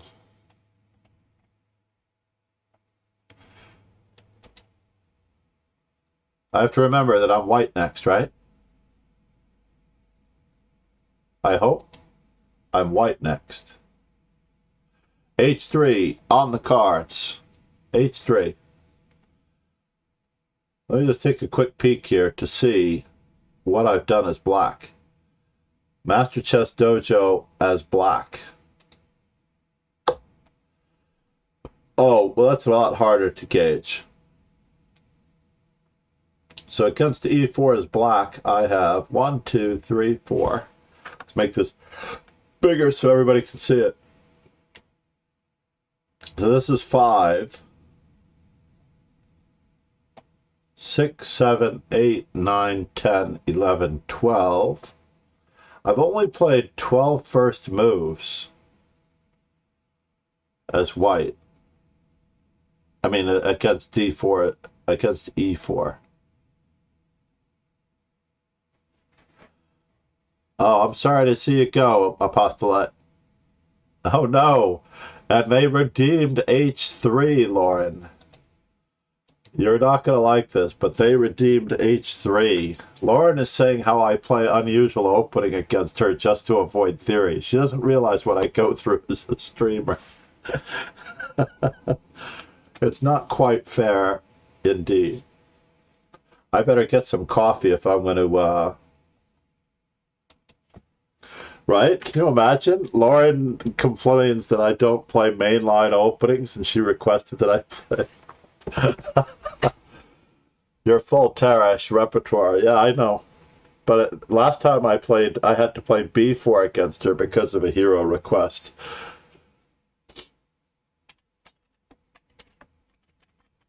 Coffee. That's my coffee at the moment. But definitely Kramnik's toilet. You don't have to do that for me, Salakide. But you are an amazing artist. These sub-batches...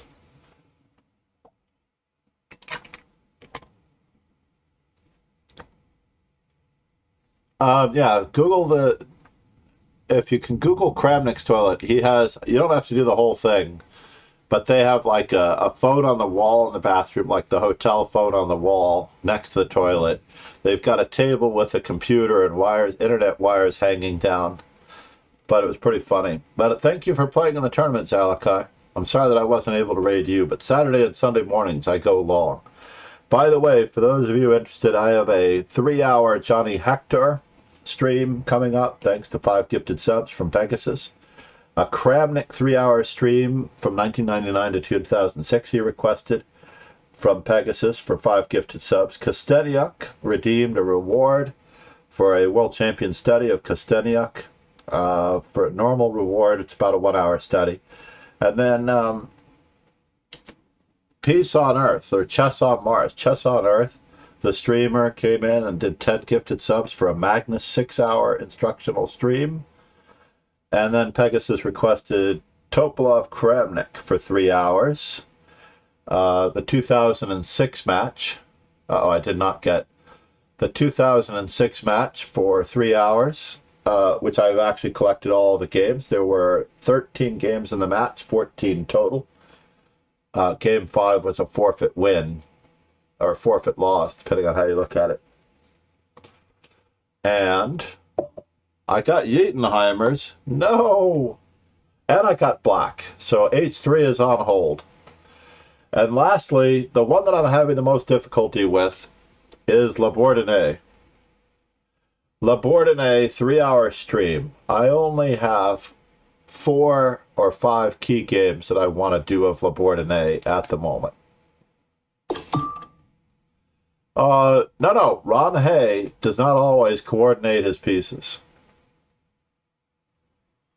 And this is not round 11, so you still have chances, assuming more people join the event. I can change the number of rounds so that more people can join the event just temporarily, but it will end at 11 rounds. Again, Zalakai, if you've not yet followed him, most of you, or many of you, came from him.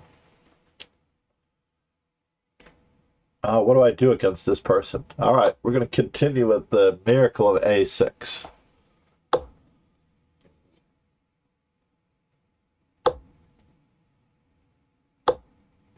And now we're playing the Magnus Carlsen.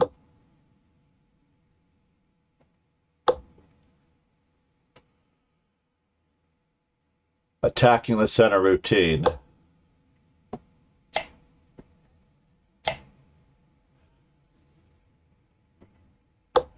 Now we are in a Taimanov. A very, very interesting Taimanov Sicilian.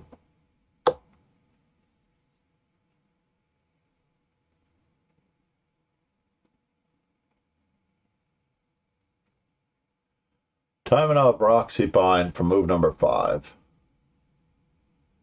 So we just switched openings like 3 times, I think. Miracle.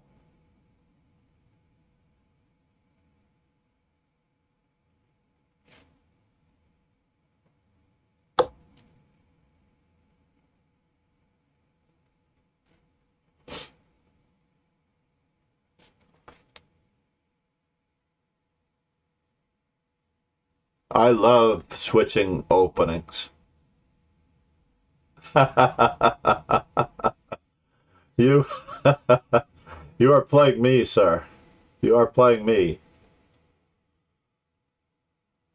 I want everyone in our dojo, and I repeat this very sincerely, everyone in our dojo to be great chess players, not great openings players. And I cannot stress that enough. I want everyone in our dojo to be great chess players, not great openings players. So he thinks that I'm after his c4 pawn, but I don't know that I'm after his his e4 pawn. I'm actually after his c4 pawn.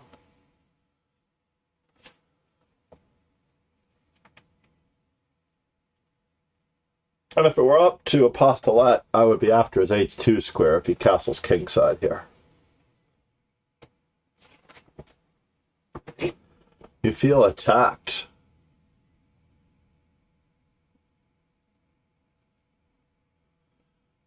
No, there is a certain amount of opening study that still needs to be done. Rogan is making a living off the London. In fact, he put together an entire database of prep with the London, which I think is all valid. By the way, that was really good. The fact that you did that,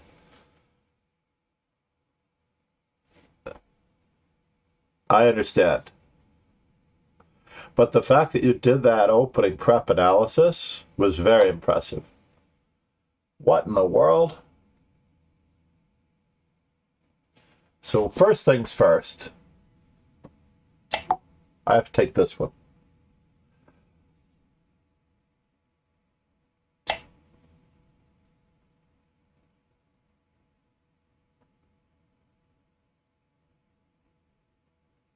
Now, do I keep my bishop pair or don't I? Let's just ruin his pawns.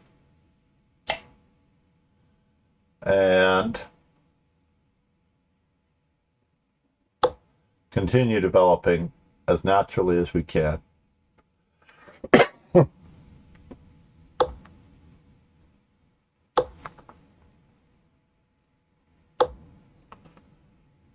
Going for it. So the one thing about this structures in the Sicilian, and Apostolate has mastered this quite well, is that you don't necessarily need to castle too early. That empty study? Oh no, did you dump it? I hope you didn't dump it. Oh no, that's horrible. I'm sorry to hear that if you dumped it.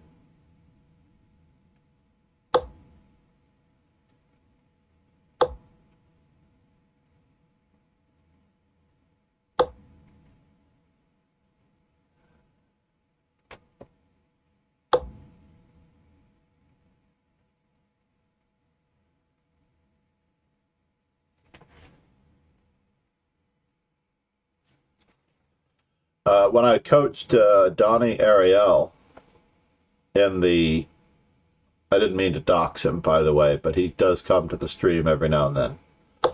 When I was very happy to work with Donnie Ariel so many years ago. So can I save that? I cannot save it, so I have to just go for it. I cannot save the b6 pawn at all. So it's too bad.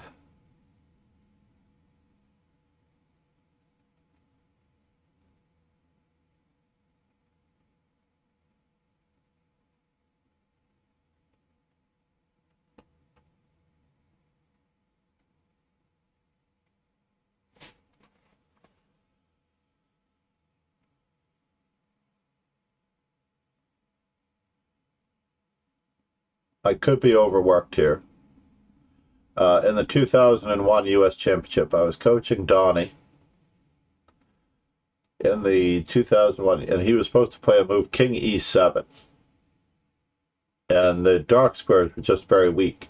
And he talked to Greg Shahade right before the game. We actually worked it out with John Fernandez. John Fernandez was another national master, or at least close to national master strength at the time. Who was staying with us, who was working out the analysis for the weekend chess. Mark Crowther's The Weekend Chess had more or less taken him on. And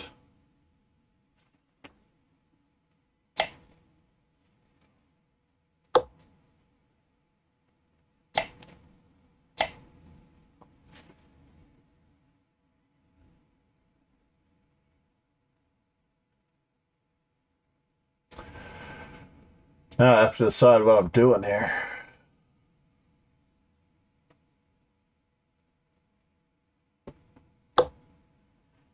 Can I get away with this?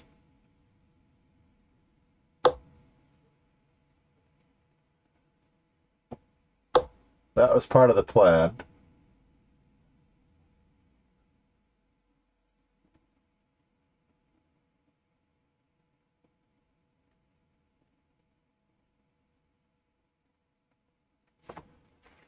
How much a part of the plan, I do not know.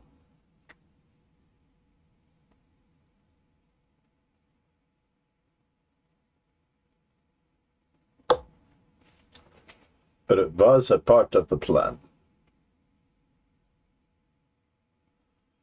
The plan, Bobby.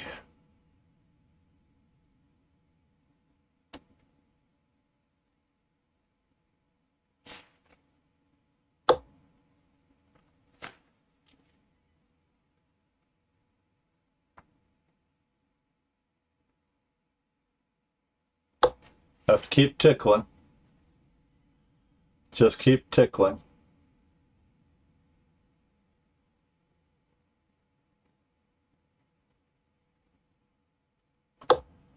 Perhaps rook to b8 was a better move.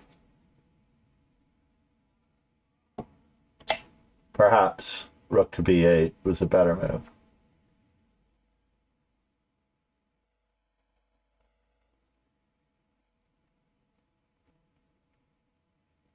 We'll see.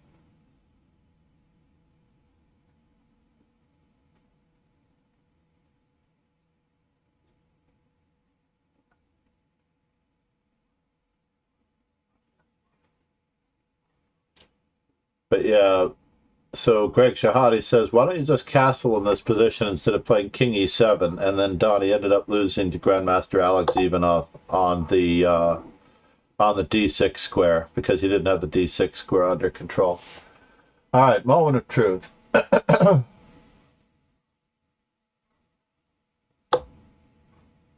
Everything seems okay.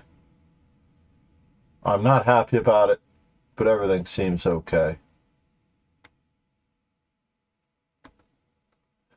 Everything's gonna be all right. Goes the song.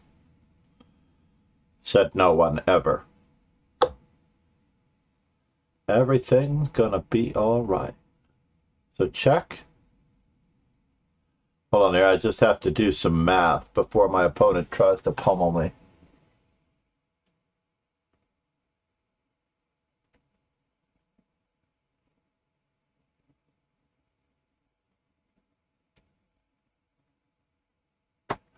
I think my opponent is going to pummel me, but I have to be very, very careful about the pummelage. The pummelage.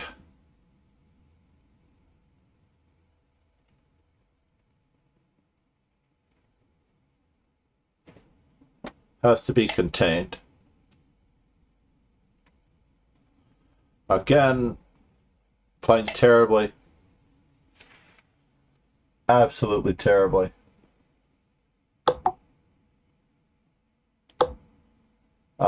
That was not the move I was expecting, by the way. You had to play King F1. King F1 was what I was calculating. So here, King F1. And I was still calculating whether or not I can play this move and take advantage of the weak rook being attacked. But ultimately, I think I'm going to have to play King to F8. Ron Hay and Lauren, of course, the two barnacles. And she's got a massive time advantage. I don't want to really miss this game, but I also want to get coffee because my warmer almost burned up my cup because it was empty. And I have H3 coming up. So, Lauren, take care of business, please. You're going to be black. I'm going to be white.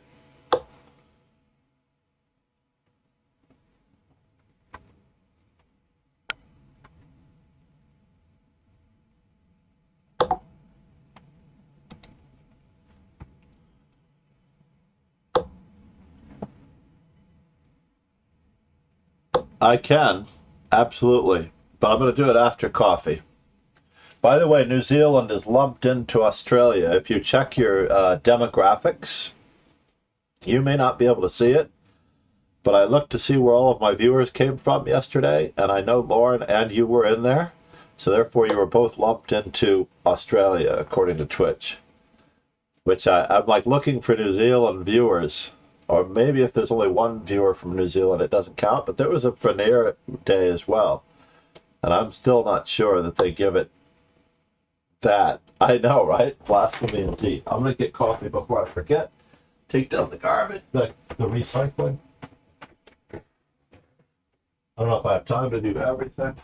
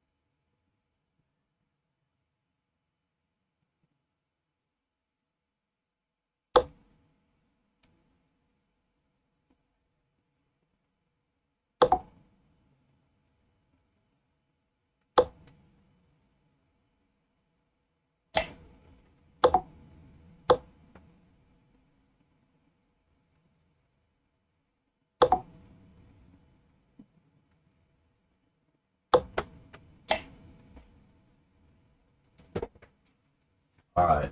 Am I up? Oh, they're still playing. That's great.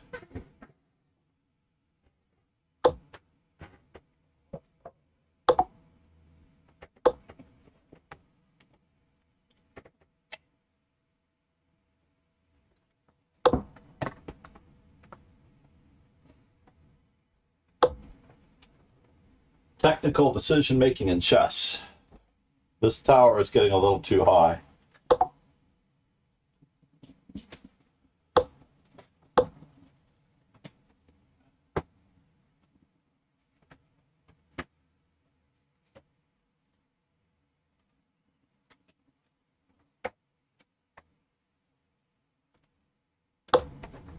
Need to hang a couple more pictures. My master's certificate. Oh, that's too precarious.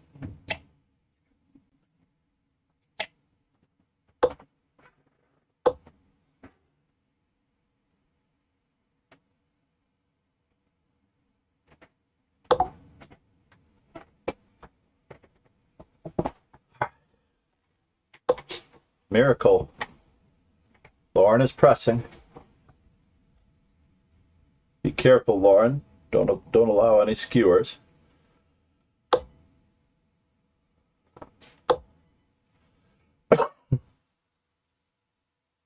No skewers.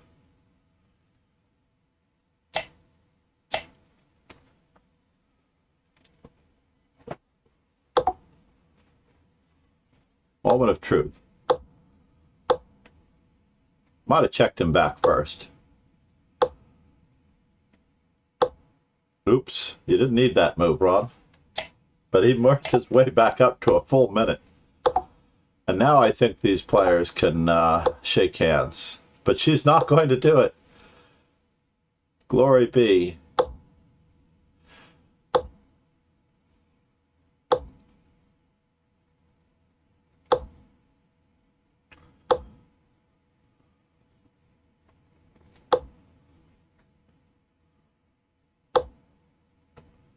Oops. We definitely need to work on rook and pawn endings just a little bit. Dojo coffee time, my supper time. It's very late at night for you if it's 9 o'clock. That was close. I almost spilled my coffee off the edge of the warmer. I have some really priceless magazines below there. A fair result given that Lauren allowed the counterplay on the queen side. But I think you were definitely on the verge of converting that. I would study that game very, very carefully. If I don't get another round, I'm refunding the hero requests.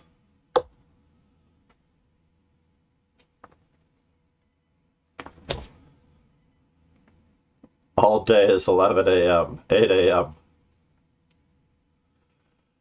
Rogan brought up a great point the other day. If we only had a flat Earth, then we could all be one time zone. My greatest argument against flat earthers. All right.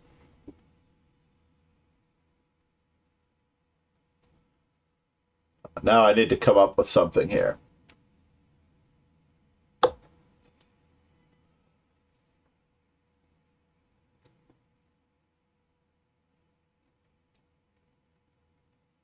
No, of course it's already refuted, but because they can't see it,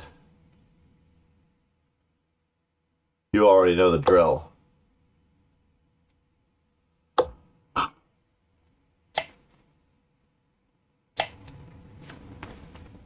right, so I need a Sicilian where h6 is useful.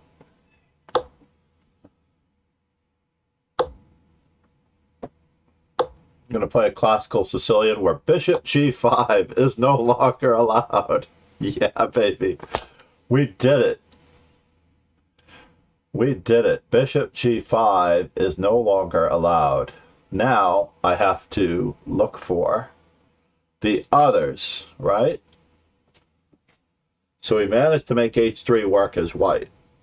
I owe one more to Apostolette. Alvar Ballon.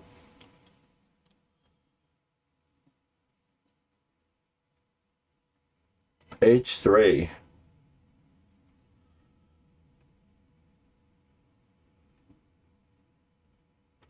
H6 is a terrible move in the dragon.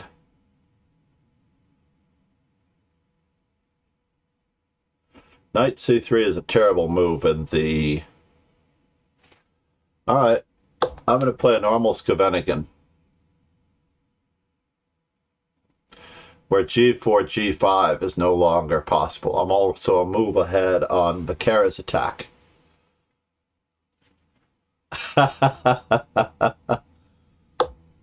That's true. I should add that caveat.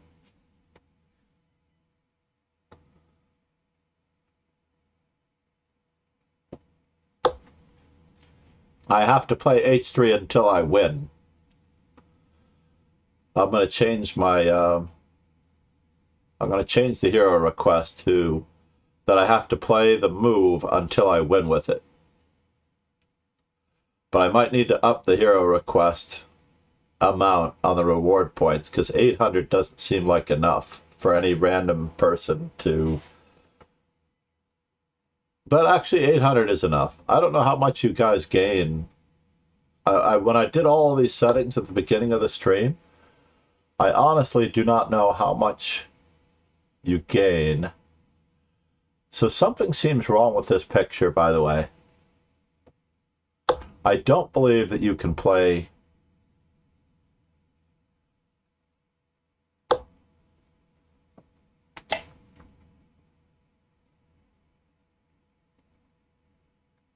this way.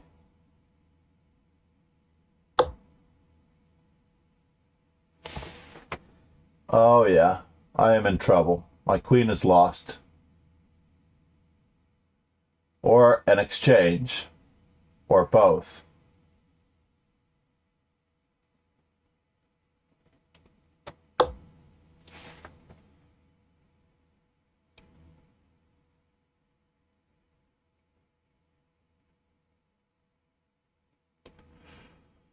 So let's save the most valuable thing first.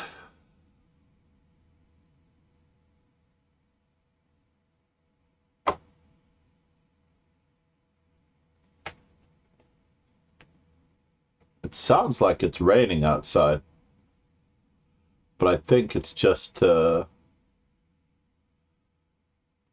absolutely sunny outside.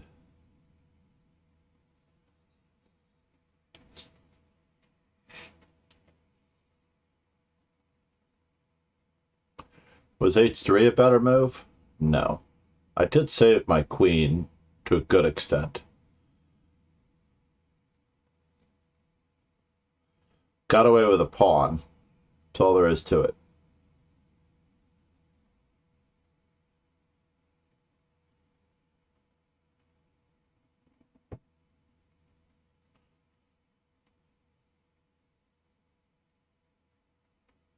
Absolute, utter craziness.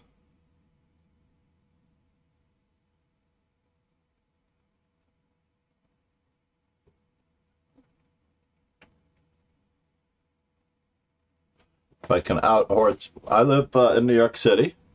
I am near JFK Airport, as someone pointed out earlier in the chat. I used to live in Manhattan for 25 years. I lived in Manhattan for a quarter of a century, give or take.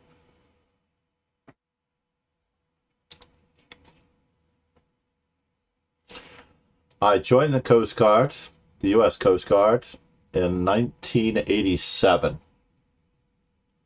in order to move to New York City.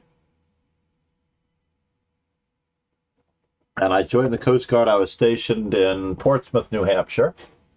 I enjoyed every ounce of law enforcement duty in the U.S. Coast Guard, saving lives, regulating fisheries patrols, making sure that people are not damaging the environment in any way. Basically, the U.S. Coast Guard does a lot of... Wait just a moment here. Can you do this? What is the point of this? This looks like a pawn sack. So is he going to take on h2? All right. Steinitz told me that I have to take it. Steinitz also told me that I have to take the next one. Because I don't think I have a choice. Or do I just gang up on it? With knight d2.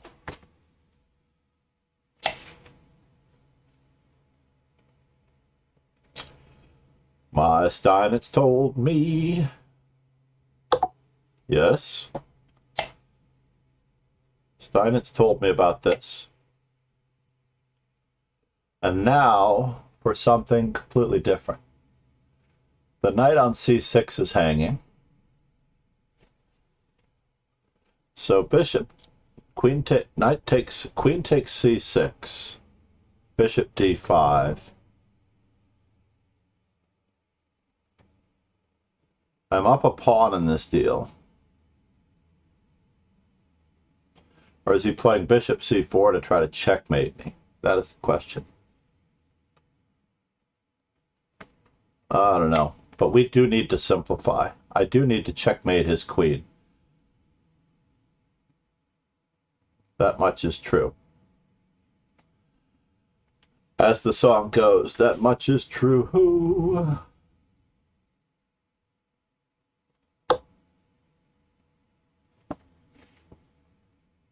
And now for something completely irrelevant. I know, he's got a lot of stuff going on here.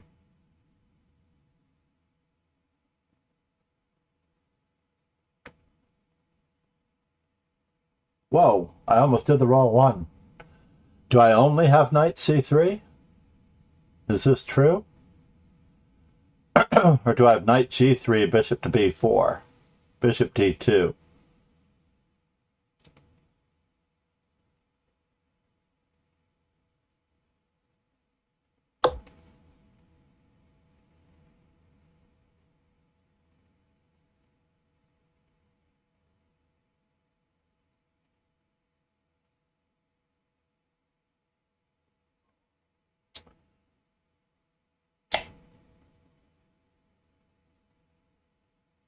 I do not understand still.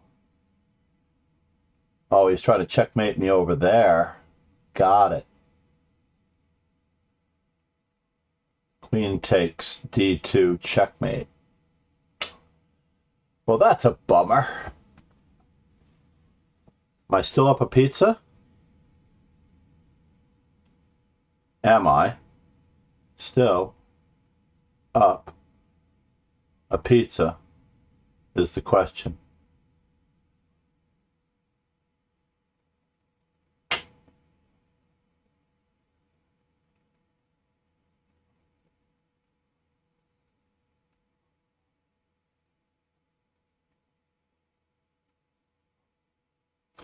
I think Ron has me. There's nothing I can do about it. There's very little I can do about it that I can see. This has nothing to do with h3, unfortunately.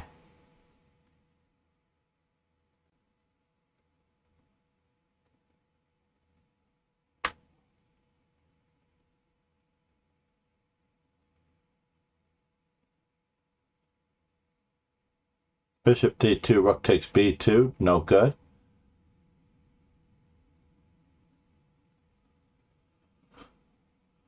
Queen e4, bishop to b4, check, no good.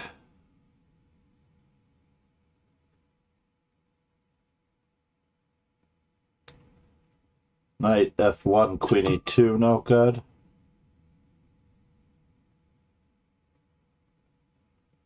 Yeah, knight to g3. Could I have gone the other way? I had to play knight c3, yeah?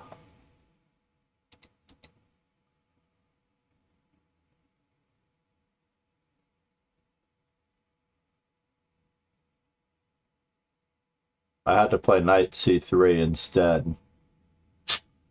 Well, that's a bummer.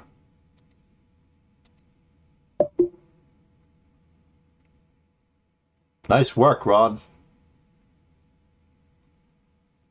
Knight I can't move my knight. Could I have done it on the previous move? Well, this was really silly of me. That was absolutely outrageously silly. But I still can't play this move, I don't think.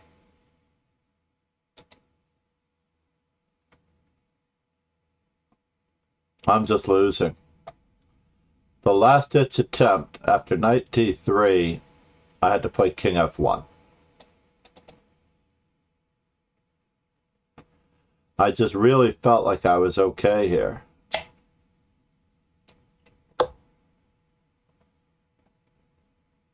But yeah, bishop c4 is too strong. Nice work. Queen takes f3, bishop to b4 check. No, I don't have time. Bishop to b4 check in the final position, sir. No, there's no time. Bishop b4 check, mate. And if I try a simple move like a3, he just plays rook takes g3.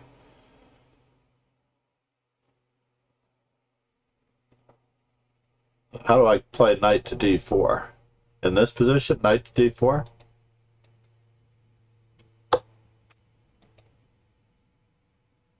I think I still have the same problem on the other side. But maybe you're correct.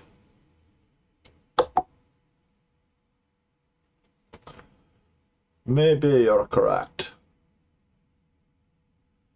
But I also kind of like just the simplistic knight to c3 with knight to d4 later. Oh no, I don't have time, do I? This was my plan, but it's too slow. My plan was to try to play knight e5. That's why I didn't want to play knight d4. Yeah, I didn't want to play... I really wanted to play knight this, and then when he removes all of my hopes and dreams here, I'm like, oops. So where did it all go wrong in the beginning? Queen to b3 is terrible. Castles is best, everybody's happy, not a big deal. Bishop e6, and then I went for it hook, line, and sinker, and I should have just said, you got me. Play a normal Scheveningen plan. Yeah, this was really an interesting move. The fact that he's trying to win my queen in addition to this, but the computer Starkist does not like hanging the knight on c6. So queen to b5 and then rook to b8 gives it all away. I did not see the continuation after knight c2. I was planning on attacking the knight.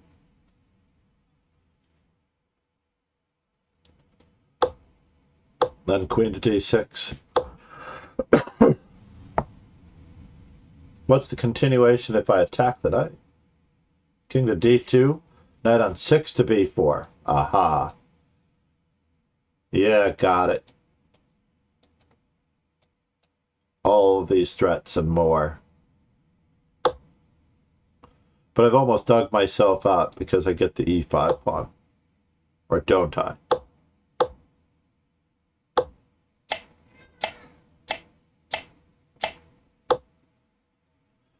Get out of here. And it would have been livable. All right, Logic. Hold on, we have to give Logic a shout out. He is a valuable member of the Legends of the Stream. That's the fastest to type. Hero request number 1 completed. Giving the first one to Apostolate. Alvar Ballon still has one coming.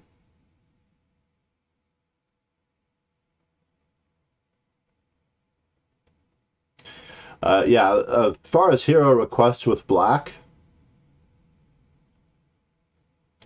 it's very difficult because you need the opponent to play the right opening. Like, the people ask for, something very specific, like Alekine's defense, and white plays d4. Or the Jerome Gambit, and black doesn't answer with e5. Queen's Indian? Okay. Let's see if I can play the Queen's Indian. That's a deal. He's switching it to the Queen's Indian. Very nicely done. And my opponent does accommodate that. The Petrosian variation. This is also Garry Kasparov's favorite.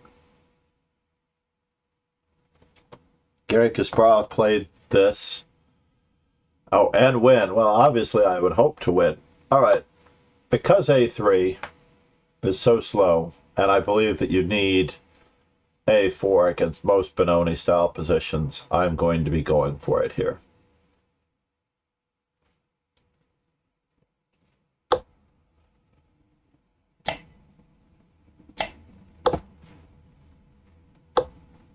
Snake Benoni?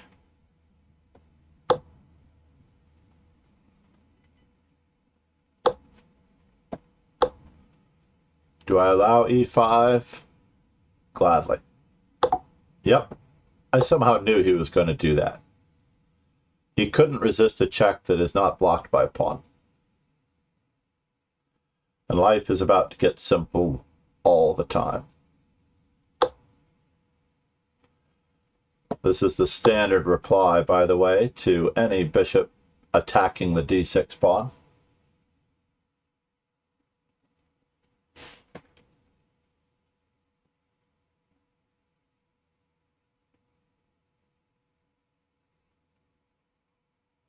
Not sure he knows the standard reply to the standard reply. It is great to have you, Alvar Ballon. Thank you for the follow. We do have a great community of players that really want to be good at chess in general. So now, do I give up my dark squared bishop so easily, or do I just pretend like nothing's happening? I'm trying to pretend like nothing's happening.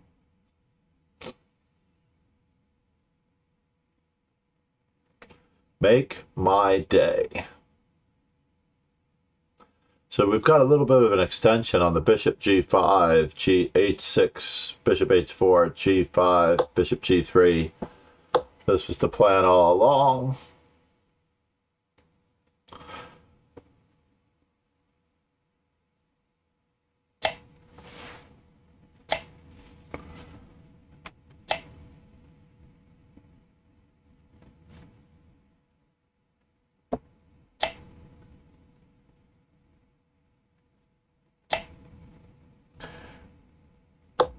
All right, make my day.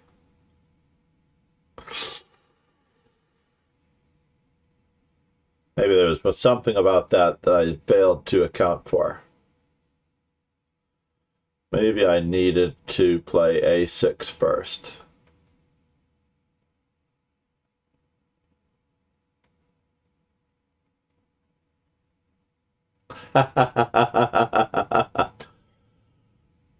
Yeah, I'm not a super huge fan. Not a super huge fan of the Queen's Indian.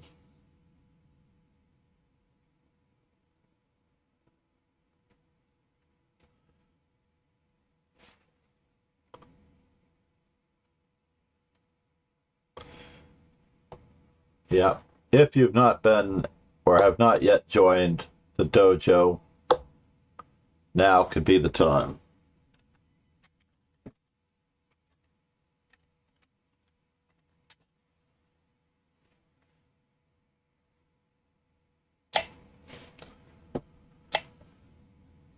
Life is going to be very tough here.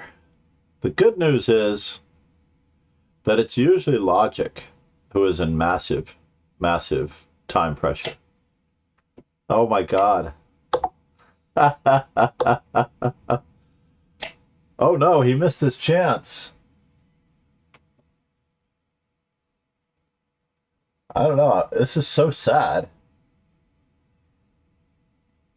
It really is. It is so sad that he had knight to b5 check there.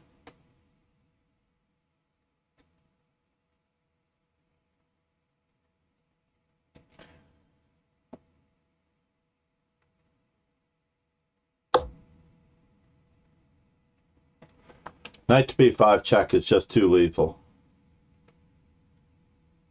'Tis too darn lethal.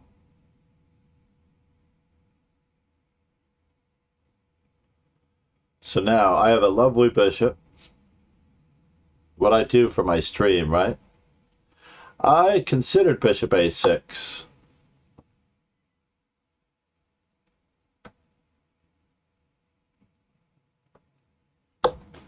But I'm also into restriction by pawns. I need this ability to get out of here the old-fashioned way.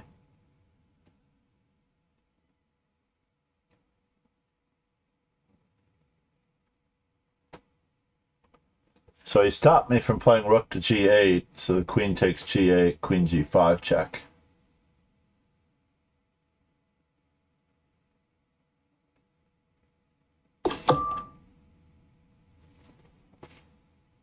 However, 5 plus 5.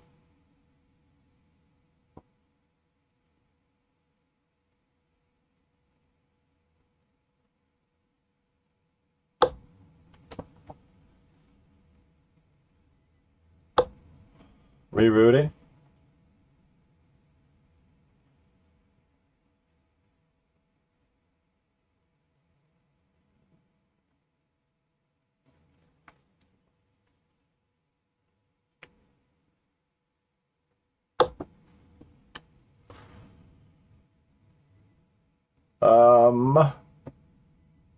Oh yeah, then I have to take. Well, let's see about it. Maybe it's not such a bad thing that I have to take. I need Gegenspiel. That's what I need. I need super duper uber Gegenspiel. In any event, I was sort of forced to take on e6 with my bishop because my queen was on d8.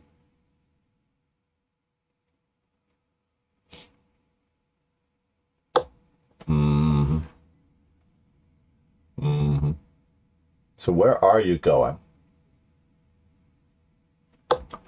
I think I might be winning some material back. No guarantees. But we will see if we're winning some material back in just a moment.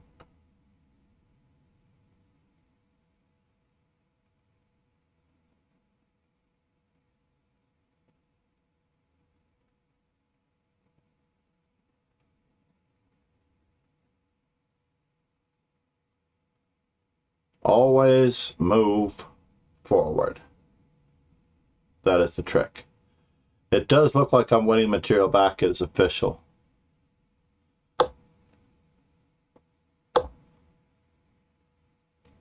It is absolutely official that I'm winning some more material back. Checkmate.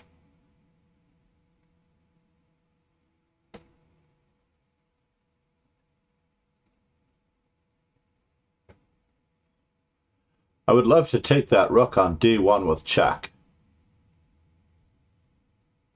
but it's not happening.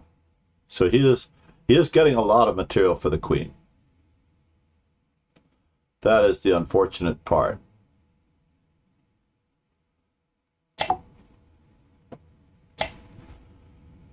I'm not getting away from this so easily.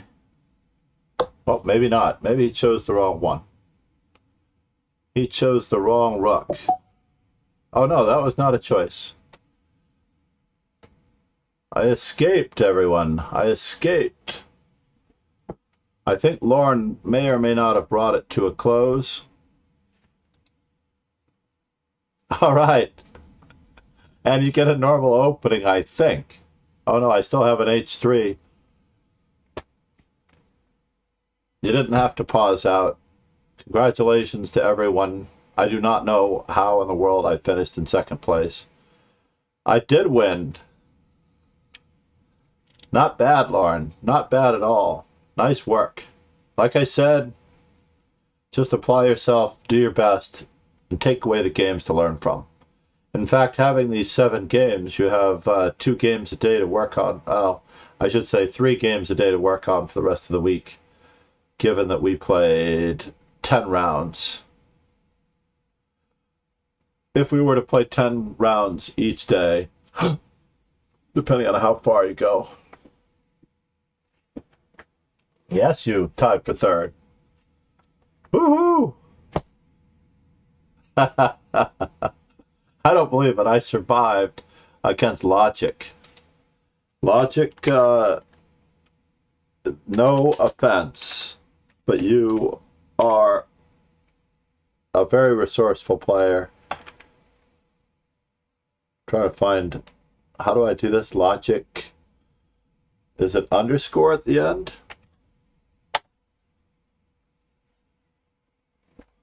I think that's him.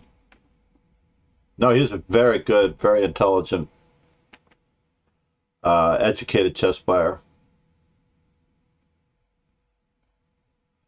And I have the worst positions. In fact, at the old Manhattan Chess Club, I was given an accolade not unlike the great Houdini, because I would escape terrible positions all the time.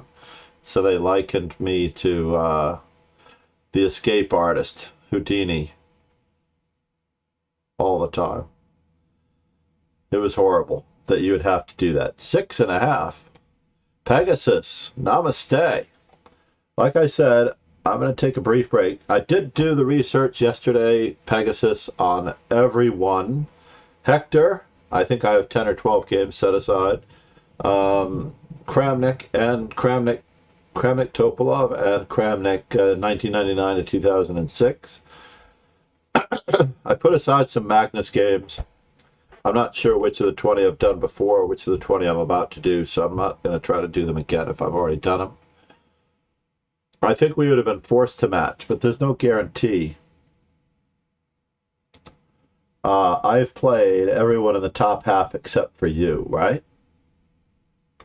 I played Stefano, so the only one that we have to worry about is who One Trick Pony would have been matched up against. And One Trick Pony has played you, Logic, Ron Hay, but possibly he would have gotten JL and Amarato. But I believe JL and Amarato was paused out at that moment. I'm not sure. Maybe not. Yeah, I think he was, because he didn't play the round before last. So JL and Amarato was paused out. LOL, my name is Jeff was paused out. Many people only go, 7 or 8 rounds. Takes a tremendous amount of stamina. A tremendous amount of stamina this tournament. This really is about going the distance. The weekday tournaments are a little bit of hit and run. No, you did get a podium finish, technically. You absolutely got a podium finish. If you've not hit that follow button, please hit it now. I really want to hand out the 50, the 5 gift subs for the follow. We're at a record number, 84 subs. Oh yeah, Lauren versus, thank you for reminding me. Oh, and you got the unfortunate U-Pen, who usually shows up. I don't believe that he's going to show up usually, but I wish they would not. I would boot U-Pen out of the arena. Jalakai was working it. The only drawback, Lauren, and I have to apologize in advance. All right, I'll sit still. Grab a pen and paper, or a pencil if you prefer to pencil. You can draw me. Never mind. Dad jokes.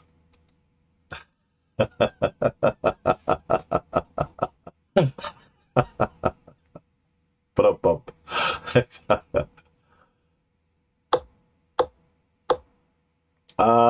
So Kingslayer Sloan is already worse, unfortunately. I know he was expecting that. Threw away his opening advantage on the second move of the game over here with the death-defying 00. Actually, black may have equalized already with knight f6, but this cemented it. I don't think you can get outplayed in the opening if your opponent plays to London. You had to barnacle, exactly. Oh, there's another emote. I have to remind that one. I want a barnacle emote. I use that word a lot. And barnacling is something I do several times per tournament. Knight h5. What were you doing, Lauren? So one of my favorite lines here, Lauren, by the way, is to play g6. It doesn't really matter. You can actually play it this way. I don't necessarily know. This is not a London, by the way. This is a Peert's defense or a King's Indian. This is not a King's Indian because we've had this discussion with Roken. See what it says. It says A45 Indian defense. Yes. It doesn't even have, because knight f6 is in, it's not a London. Fascinating. I think chess coach Andres would tell you to burn that book. Burn that book, Lauren. I've got to tell you, this opening is shite. Shite, Lauren. Chess Coach Andres, by the way, who has rated us, and I subscribe to Chess Coach Andres, is one of our legends. Well, it's a closed opening, so you can get away with moving the same piece twice in occasional positions. Because it's a closed opening, the open game principles don't apply.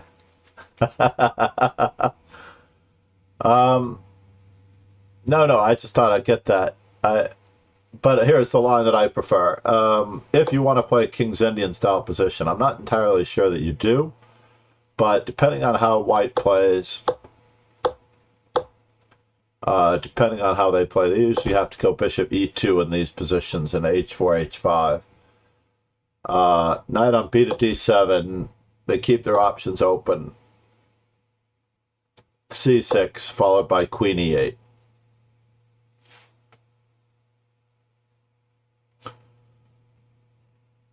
No. So are you playing this h6 and not g6? No, I understand that. Yeah, the Lasker system is good. Everything works against the London. In fact, it's not a London unless you play d5. So I'm a big fan of not allowing the London. I've been white in this position. What? I've won every time, but I've been black, and I do believe in c5 right away. c5 usually just takes over for black. e6 is not as good. c5, and if white plays e3, we exchange. If white plays c3, which is what I think was last tried, and then the magical power of the 14% d5, and black gets to play b5 here. Oh no, no, don't. It's all. I don't want. I know you're emotional about this. It's okay, but no, I'm saying on the bright side, I do want to know who recommended it. If someone recommended it on this exact move order, so I don't think it's fair to you.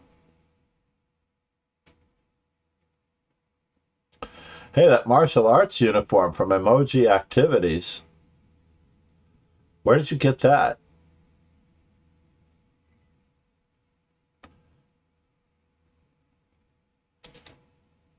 Oh, okay.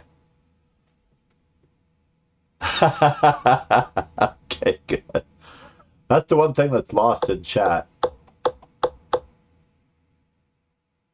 So I love everything that you've done here. You're fine. You're fine, Lauren. Okay, this move is a little awkward. But you have to follow up with bishop to g7 and you'll be fine. I guess it also wants you to play c6. But I'm positive that bishop to g7 should be okay because you should not get squashed. e5, knight f d7, e6. Okay, never mind. Never mind. I believe the computer is correct, but it's really a toss-up. This is the old modern stuff, by the way, preparing to play e5.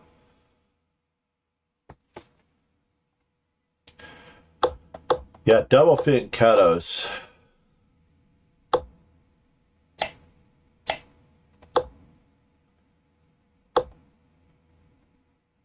Yowzers. You got ripped open. I think, yeah, you should definitely take advantage of everything in this position, Rogan.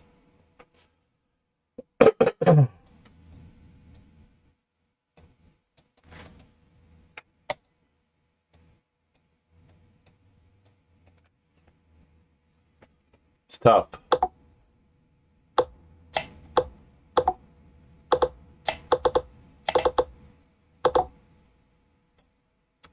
Meanwhile, yeah, let's get that pain over with. I don't actually look at stuff like that with students that... Oh, yeah. You just checkmated him in the end? I missed that part. I would never, I guess that's what would keep me going. Oh, no. Anything. But you do have one good move. That was one good threat. You're totally winning here. What's happening? Where did the attack go? It did look like you were completely toasted. So queen takes e8 is totally winning. Sometimes the point of a combination is just to get a better endgame. Queen takes e8, king takes e8, and knight to b5, and there's no stopping. Check, this, that, the other thing. So that's really the story. I apologize, Rogan. Rogan wanted me to look at this game. Basically, the win was slipped here because sometimes you just have to trade queens in order to win. This is an isolated pawn on e7, and I kind of disagree with a little bit of something that chess coach Andres said the other day, that the isolated queen pawn is too much of the book. But the isolated queen pawn positions happen in more than half of the openings. Isolated queen pawns occur in Nimzo Indians, Queens Indians, Caro-Khans, Queen's pawn openings of almost every type, where the pawns are exchanged on d4. And there are several types of isolated pawn positions. I do believe that you need to know those isolated queen pawn positions from a modern perspective, the way... But then again, I thought you said that you had winning chess middle games by Sokolov. Oh yeah, winning chess middle games. I have 2 copies of this book.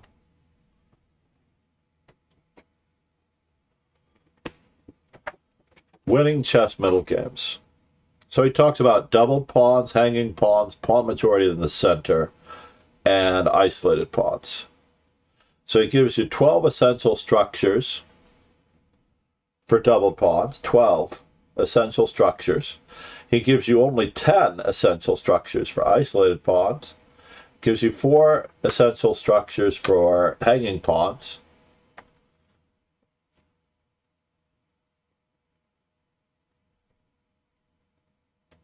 yeah, the book that he recommended. Now, notice that he's giving you these 4 essential structures, right? 7 essential structures on pawn majority in the center. Now, check out the Rios book. You'll know the difference just when I read the chapter titles. Where's my Rios book? Did I take it out already? Oh, no, it's right there. So now, when you go through Sokolov in that respect, right? 4 essential structures, 4 essential structures here, 4 essential structures here. Now I'm going to just read you the ones that Rios has. He talks about the Isolani for the first chapter, mainly because I don't think Family 1, the Isolani, but he groups them by openings. Family 2, the open Sicilian Najdorf type 1, Najdorf type 2. He's talking about the E6, A6 versus the E6, the A6, E5 Najdorf. Then he talks about the hedgehog structure, the Maroczy structure, the asymmetric Benoni structure, the symmetric Benoni structure, which means they captured with the E pawn on D5 instead of the C pawn. And then the King's Indian Defense Type 1, King's Indian Defense Type 2, King's Indian Defense Type 3, the open King's Indian, which is basically Bishop E3 and E takes D4, and the King's Indian Defense Complex. Family 5, the French Defense, French Type 1, French Type 2, French Type 3. That was it. And now, guess what? All the other openings, well, we're going to slap them under miscellaneous. The Dragon Formation, the Skavetikan structure, the Benko structure, the closed Rue Lopez, the Rue Lopez Formation, the Panov structure, the 3 versus 3 and 4 versus 2 structure.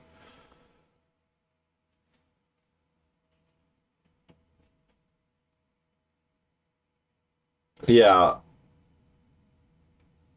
Honestly, in this one, I mean, the first chapter, the Family 1 with the Isolani, hanging pawns, Karl Kahn formation, Slav formation. Karl Kahn formation as opposed to the Panov structure. The Slav formation, the Carlsbad formation, the Stonewall, the Grunfeld Center. Now, interestingly enough, based on these structures, this is not a middle game book.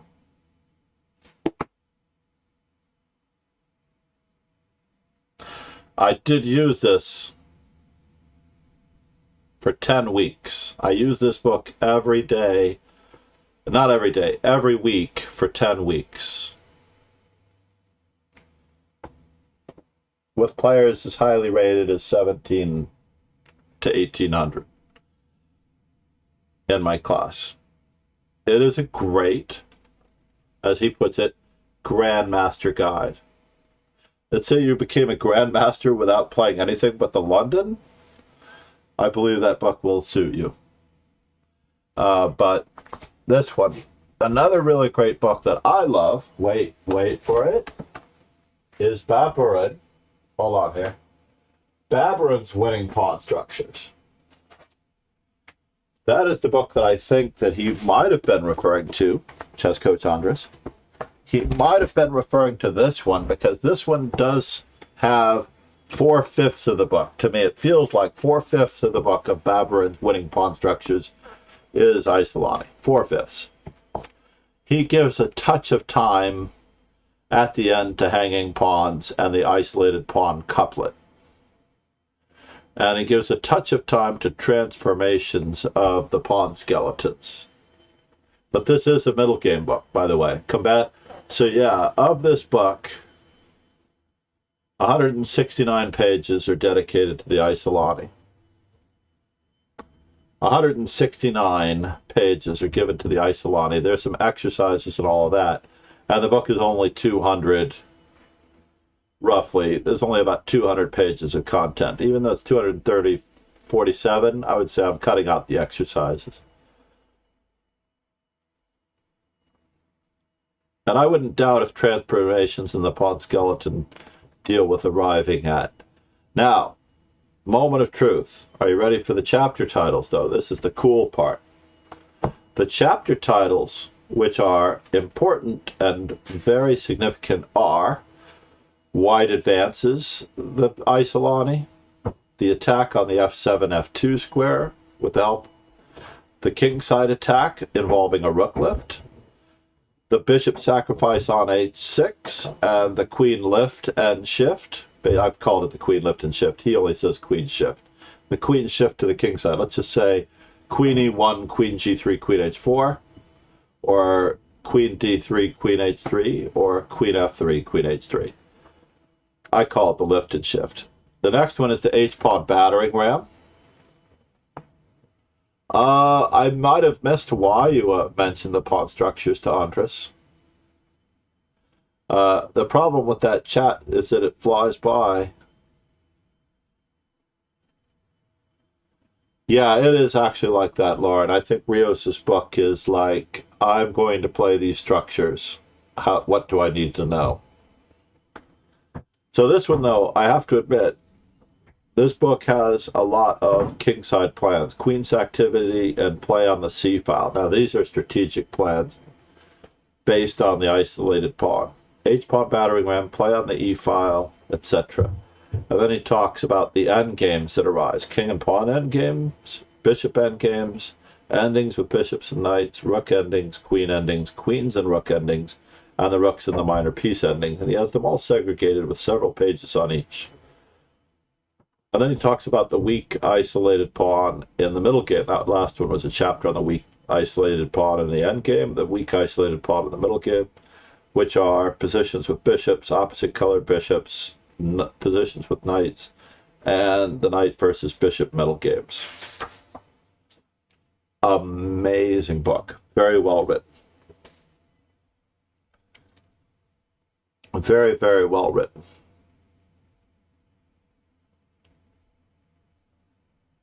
Yeah, you had mentioned that. I remember now. You also remember.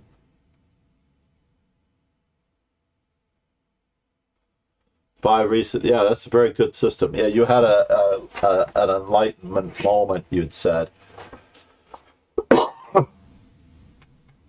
Ironically, my wheels on this new chair are either A, not ideal, or I need to replace the...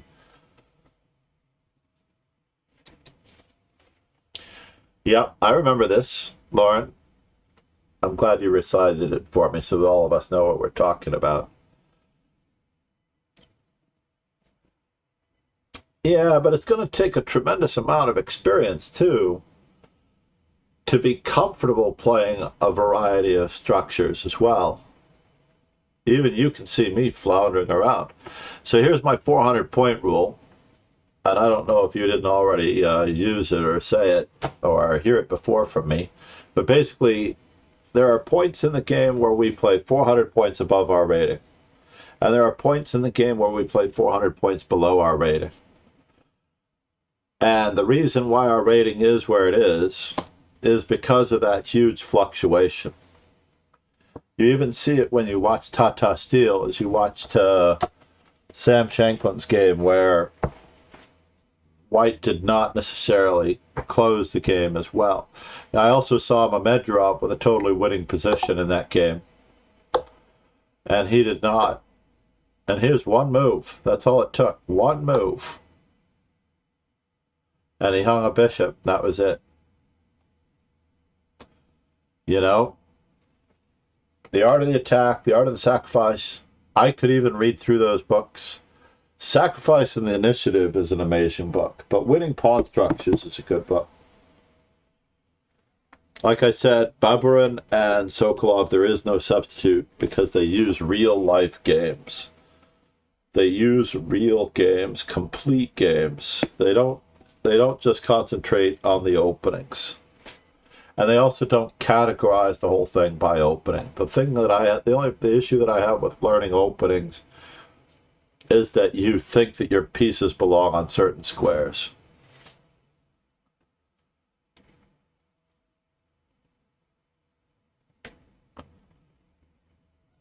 Right. Magnus needed to push d4.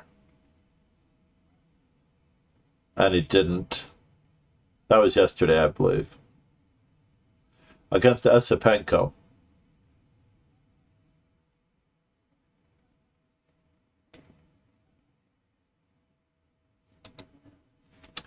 That's absolutely correct. The Chessable book on Kramnik's How to Think in Chess is quite good. Although I've only done the free version. I really need to get more out of my Chessable than I do. I love the middle game stuff and I love the end game stuff on Chessable. If I'm going to get in 20 minutes to Lawrence. Oh, by the way, I've put in the new chair with the gray and red theme, and now I need to put in the gray and red layout. So the layout is going to change. I meant to change it yesterday on the 15th, but I just couldn't get it. Oh, Magnus's course on strategy is so rich. Whew, it's brutal. I think I might have even gotten it with the video because it's Magnus, you know? It was too expensive until it went on sale, and then I got it when it was on sale, and I'm like, all right. It's just great to see his mannerisms and his gestures when he is explaining things, for the most part.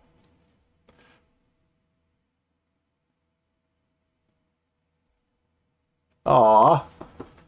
I would do what I do is I watch the video, then I do the test.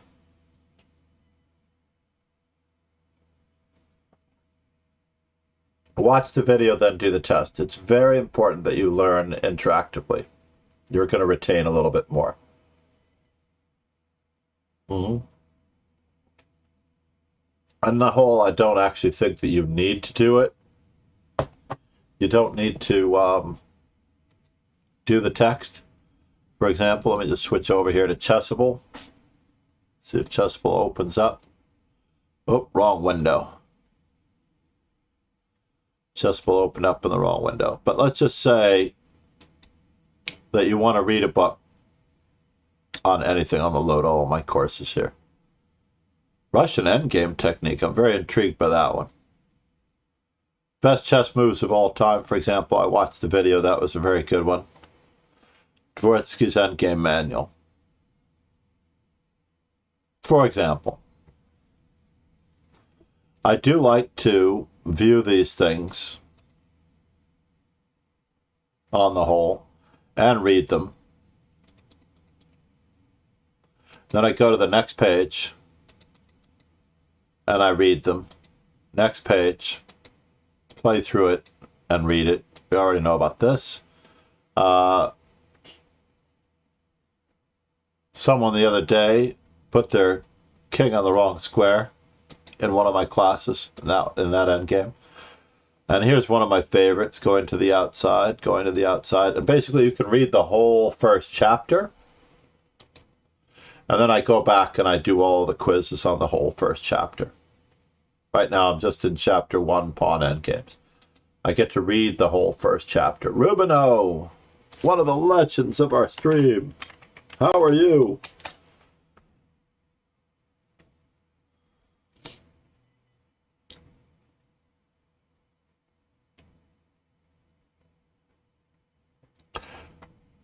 I think I get to refund,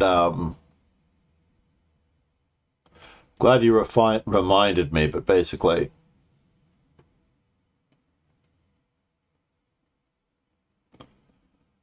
oh, pretty good stream. I was actually just about to end it in order to restart the stream with an instructional stream of Mastering Positional Sacrifices von Delft. By the way, for those of you that wish to contribute to the stream, I know you've done this in so many ways, but I set up an Amazon wish list. I don't know that I'm making them available on YouTube straight away. Rogan and I are supposed to edit these videos and get them out. But basically, you're a subscriber, though. No? Yes. So you'll always be able to do the video on demand. Either way, it will definitely be there. In fact, I wanted to make a highlight out of it. Basically, because of the study streams, I was thinking of the shorter ones, the non-3-hour versions. Oh, yeah, you should definitely go to bed. But I love having you in the stream, Lauren. Thank you so much. Sleep well. And Rubino, we were just pushing the remarkable Mastering Positional Sacrifices. I'm not necessarily purchasing any unless I have these in my, and I can remove them all now. Secrets of Rook endings I might keep. Giant puzzle book, I don't need any more puzzle books. The Yak Attack, Karo Khan for black, nah. But on the whole,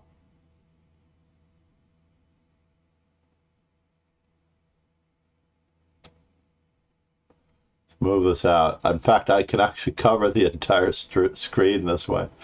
With this particular screen, anyway.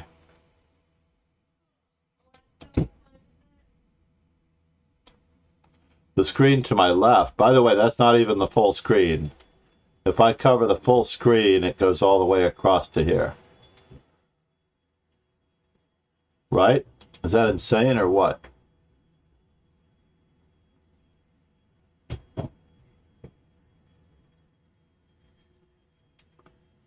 In any event, we are going to get ready for our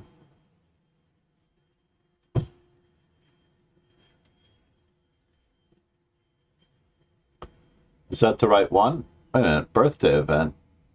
Did I not have the right one up? It should say Swiss. What am I doing with that arena up there? It should be saying Swiss, but tomorrow it'll be back to arenas. C'est la vie. Nobody can read it when it's that small anyway. Meanwhile,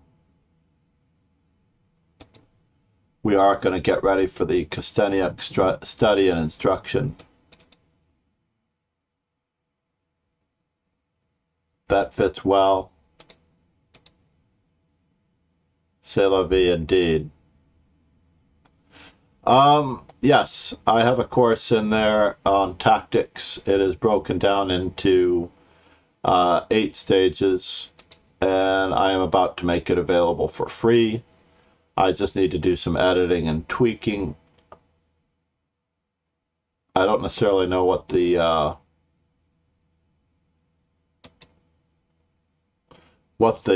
requirements are that I need to do, but I will resubmit it again. And the only requirement is that I will do the video from my stream. I don't really want the chessable background. I want to be able to promote the stream. Yeah? Yeah.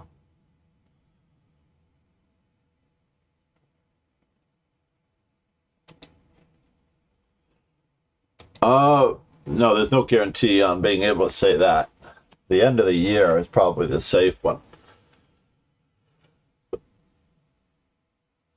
I don't necessarily want to give it away just yet, depending on how much editing I have to do. Plus, I want to add more content and material. Probably because that book in its large, massive form has, try to think, 1,100 exercises. I'm going to break it up into each of the 8 to 9 chapters based on methods of winning and offer it that way for the most part. But I do need to break off, and I will come back with the Kosteniuk study stream as a separate video on demand for the most part. The trick is, with whom do I trust you for the 15 to 20 minutes that it takes to get you there? With whom do I trust you? Chessweeb or Zefru? Chessweeb, Zefru. I don't know what's going on with Twitch Let's Go. Twitch Let's Go, by the way, is always frozen whenever I go to her. Her camera's frozen. I don't know if it's her broadcast or if she's dropping frames or what.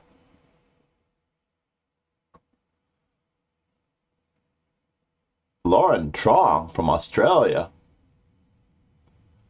Craziness. I have never seen Lauren Trong streaming. I believe she's been here. I'm going to raid Lauren Trong. We'll give her the love for the most part. And hopefully all of you will get something out of her stream that is enjoyable. And she's doing a simul against viewers at the moment. Cheers, everyone. I will be back in less than 40 minutes with the Kosteniuk stream, because I also want to get the 3-hour Johnny Hector stream in, because we're way overdue with that one. Cheers, everyone. Have a good day.